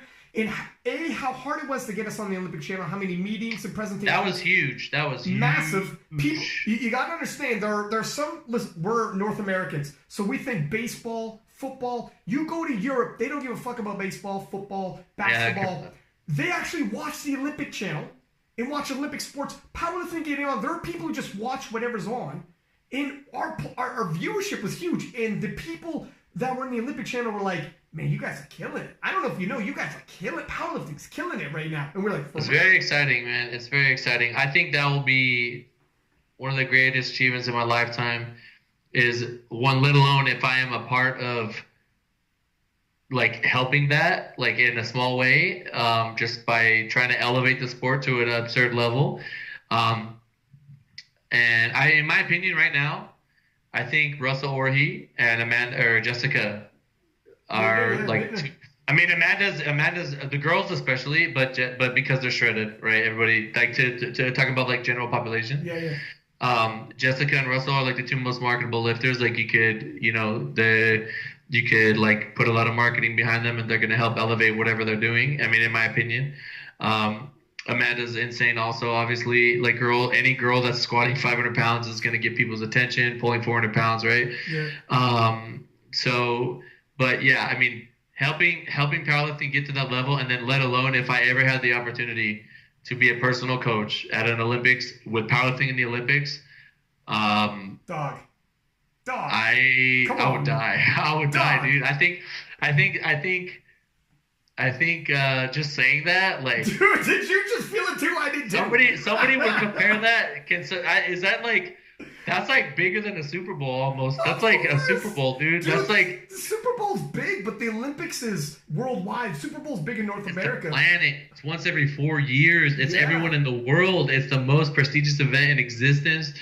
People, if you ask an Olympic athlete if you could win right now, and you would die a year later, I think they did a poll and like all of them said yeah. They're all like yes. In Sports Illustrated, they said. They polled people. They said you win the Olympics, but within 4 years, before the next Olympics rolled around, you die. And more said yes than no. It was like 60 some odd. More said yes. They were like, all right. You know. Yeah, I believe it. That's what a competitor is, dude. Especially when we have these fighters that are like, I'm ready to die for this. I mean, they're not lying. They're not lying. They're not lying, man. Yeah. They're not lying. They're going out on the shield. I think you're right when you said Jessica Bittner and Russell. Jessica Bittner and Russell, like, they look like when you say powerlifters come in all shapes and sizes. They break the mold. They break the mold. They are like when you go to the mainstream public and you say powerlifter, they are everything the mainstream public thinks a powerlifter would look like. Russell Orhe looks impossibly bodied up. He's got $1 million smile, extremely charismatic. I love having Russell on the program because the dude fucking can fill in 60 minutes, 90 minutes. And give you the sound bites, and he's articulate, but he's like confident. He's not arrogant. He treads it very nicely, keeps himself above the fray, while at the same time, you better believe he's in the fray. Jessica Bittner, bodied up like a motherfucker as well, $1 million smile, amazing. I remember her in 2016 Nationals, how little she was. She was still tall. She was tall. She was 2016. She was there as a junior. Yeah. She was still tall. She was lean, but she was not jacked like this. No, she was because she was a kid then because she was a junior, but she wasn't even maxed out as a junior because she was in 2018 in Calgary, still a junior. When I met her, I don't know if I ever met her. I met her at this last Worlds. She was a lot smaller than I thought. Like she was shorter than I thought. That's not the experience I had. I'm not that much taller than you, but yeah, she's very, she maintains her femininity very well. She's, very, I think relatable to people, and I think she has inspired tons of girls all over to get into lifting. And that's what we have to do. And one thing I do like about the IPF is I like that the president is so adamant about pushing it forward and getting it to that level. I know he's doing it. I know he's having the meetings. I know he's doing everything that he can to make it happen. It's crazy what they did to get this far on the Olympic channel. It is so much. And Gaston Parage is so into the quality of the media stream. It's not going to be, hey, meet director, who do you guys know? No. he goes and he gets, these guys work for the BBC. These are for real. Viva Television is the real fucking TV guys. They're for real TV producers, and it has to be that quality. If you're going to wherever you're at in the world, the meat director doesn't get to say, well, here's who I want to work with. It doesn't matter who you want to work with. We have a level of quality, and we're not dropping below. You watch the IPF media stream, it looks like you're watching ESPN with the like logos and the slow-mos and whatever. And that's where Gaston's like, that's how we're gonna get onto like an Olympic Channel first. So Olympic Channel saw that and was like 100%. And now we're on the Olympic Channel, and it's all our same production team. The Olympic Channel doesn't give you nothing. It's all on you. And we did it seamlessly. It doesn't look like, with all due respect, some of the untested division, where it looks like it's held in a fucking local gym and a stream with no commentator, or a commentator who's just a powerlifter, and he's just saying whatever comes off the top of his head like it's a podcast. It can't do, you can't have that. You can't have, you need to just have, you need the professionalism. You need it to look the way that it looks. I mean, me, I like to be in shorts and a shirt. Like, right. You know what I mean? Or in a sweater and pants or whatever. But, I mean, you have to be presentable. How does anything make money that is shown to people as sponsors? And those sponsors are going to want to align their product with something that looks clean, that looks, solid, and I think the more powerlifters that we have taking up space or growing the market on YouTube, the bigger they are on social media. ESPN freaking posted Jessica. That's amazing. Now that I remember, ESPN freaking posted her. Man. That's our girl. I'm actually gonna low key pull that up. Was it Sports Center or ESPN? I think it was. ESPN. I think it was. No, that's ESPN, dog. That's ESPN. And I tell you what, it was nutty. Yeah, you're 100% right. Like, Jessica is muscular, but she's 100% like, she's not like a bodybuilder muscular. Like, she 100%. Yeah, she's relatable. She doesn't lose her. She's relatable, but she's not in a good way. Like, she's like Wonder Woman. She's a freak athlete. But girls want to be her. Guys want to date her. And same thing with Russell. With whatever the hell, right? Whereas like you look at Russell, you're like, fucking, I wish I was jacked like that, right? It's one of those deals, right? Where that's what makes you a poster boy, poster girl. He's so jacked that it like bothers people for some reason. It bothers me, man. It bothers the shit out of me. I don't like it. Tell me to keep your shirt on. I don't like it. It makes me feel bad about myself. No, actually, man, people. It's funny. Jessica and Russell are two people that everyone says I swing from their nuts. But and I never understood that. I get it. But who cares, man? They're exactly. The best in the it's world. like I have to post them all the time. It's the same thing. It's the same thing with like the Patriots, Tom Brady, and all of that. Yeah. If you're the best, obviously people are going to support you, and you're going to have just as many haters as supporters for whatever reason. Yeah. Maybe a little bit more supporters than haters, in my opinion. But people just get tired of seeing the name and. I'm looking through ESPN right now trying to find this damn post. It happened. It was around Arnold Classic. The Canadian Nationals ran the same time as Arnold Classic this year, which sucked because we didn't get to send any Canadians to the Arnold Classic. But she did a 565 total in the 72s, which way blows out anybody else. What they beat? I think she beat the unofficial world record, if not the world record. Oh yeah, no, way above the world record. That world record's like which is crazy. World record's like 540. It was like 20 kilo above the world record. Was it Kim Walford?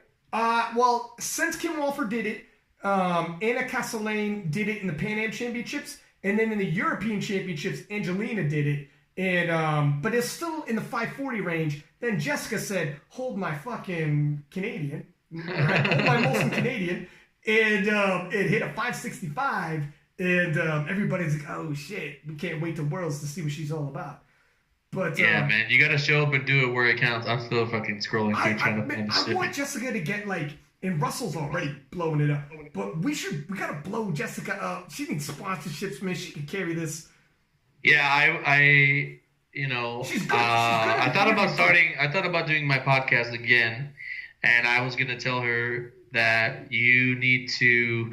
I mean, she is getting sponsors. I do think she's like I think she's with Dymatize, which is like a actual supplement company. But yeah, I mean, she's definitely very marketable, like I said. And I think people. Oh, here we go. It was on SportsCenter. It was March 13th. It has 258,000 likes. And I don't know if you guys can see this. but it's a picture of her jumping in the air. Okay, there's a video on ESPN though, I thought.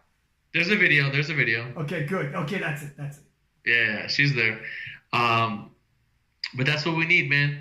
I mean, yeah, there's a lot of like insecure people in the comments, but I mean, this is what I think is so good about girls lifting is like they're very disruptive to the norm. Yeah. They show people that it's okay to be strong and be a girl. You know what I mean? I think we're getting past that, honestly. I think back in the day, people were very, very shocked by that, but it's becoming a little bit more normal now, and stuff like that. So, I mean, I think it's great. I think we got to keep it pushing. The cuts that she does are crazy. It's not even possible cuts, but she does. Biblical. They're biblical. When they write her story, it's crazy. The muscle cramping and the whole nine you see in the warm-up room, and you're like, are you going to be able to perform? And she just does it, yeah. Dude, one of these days she's going to be shaving her head, going out there looking like me. Because she's like, some of these cuts are right down to the wire. Like, just weighs in, but she does it. She always pulls it off. Just like you would think it would hamper her performance, it never does. I can't wait to see the day, A, yeah, we're in the Olympics. B, people like Jessica Bittner and Russell Orey don't have to work. They just are like professional athletes. And if they want they'll do sponsorships and shit. They'll do merch because whatever. But they just don't have to work, man. Like our biggest stars they powerlift. Yeah. Now we're on a different level. Russ finds a way to make his own means, obviously. But I mean, I agree. Like, you just lift, and as a result of your lifting, you get paid. That would be great. It just got to keep growing the market. I think it's going to get there eventually. If the XFL could do it.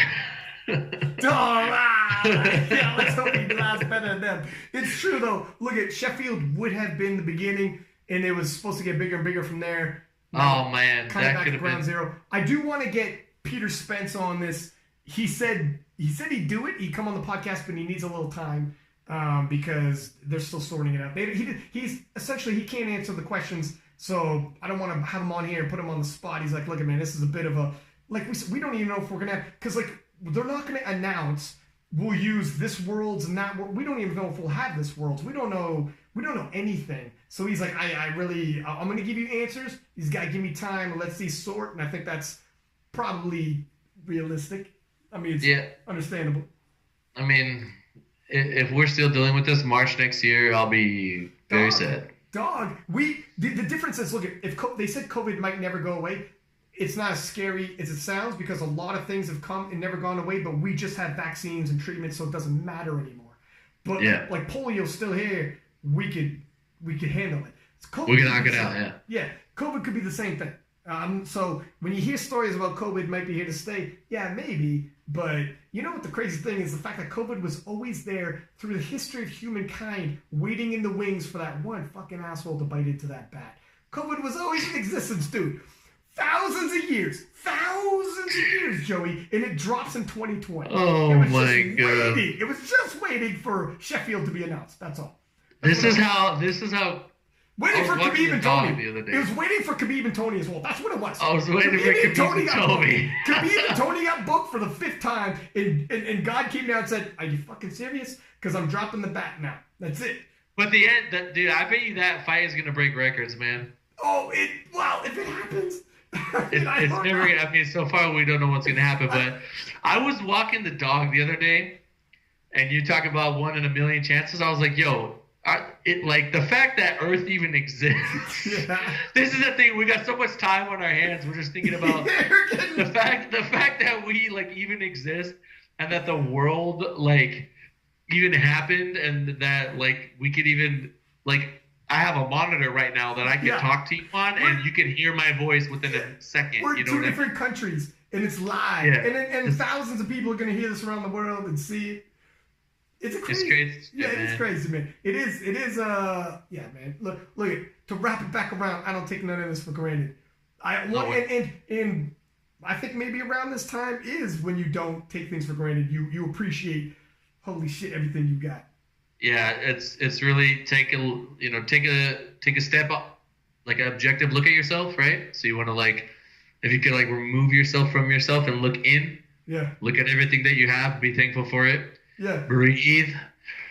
We're gonna get through this. You gotta be smart, do your part, and stay the fuck home. Stay the fuck home. Watch King of the List. Hashtag stay the fuck home. Hashtag stay the fuck home. So, listen, dang son, coming up on 3 hours. I know. I was gonna say this is probably perfect. This was probably the perfect tie-in because we started with that talk and we finished with that talk right there, dude. We gotta do. It's been too damn long. We gotta do this again. First off, we banged off 3 hours easy. Yeah, man. Whenever we get together, it's good feedback. So, yeah, I'm down when things change. If anything major changes, like we could come back on here and talk about what we have coming forward. Nationals, things are planned out and all that. But in the meantime, man, just stay safe. Try not to be careful when you're at the park. Don't touch anyone, and keep your mental health solid. And yeah, man, stay training, and I think it's good that you're doing the podcast more frequently because that's what's gonna keep you from losing your shit. For myself and other people are like hitting me up saying, "Hey man, keep them coming," because right now I'm stuck at home. Some people they can't leave. The situation isn't as great, and this is it. If they can just listen to us bullshit for 3 hours while they're doing whatever they're doing stuck at home, that's 3 hours closer to this shit being done. That's it, man. It's inch by inch we got to fight this battle, right? But listen, my man, thank you for coming on. Much appreciated. We're going to be DMing and keeping in touch regardless long before the Raw Nationals, so we'll keep in touch, my friend. Alrighty, buddy. Thank you so much. Man. Appreciate it.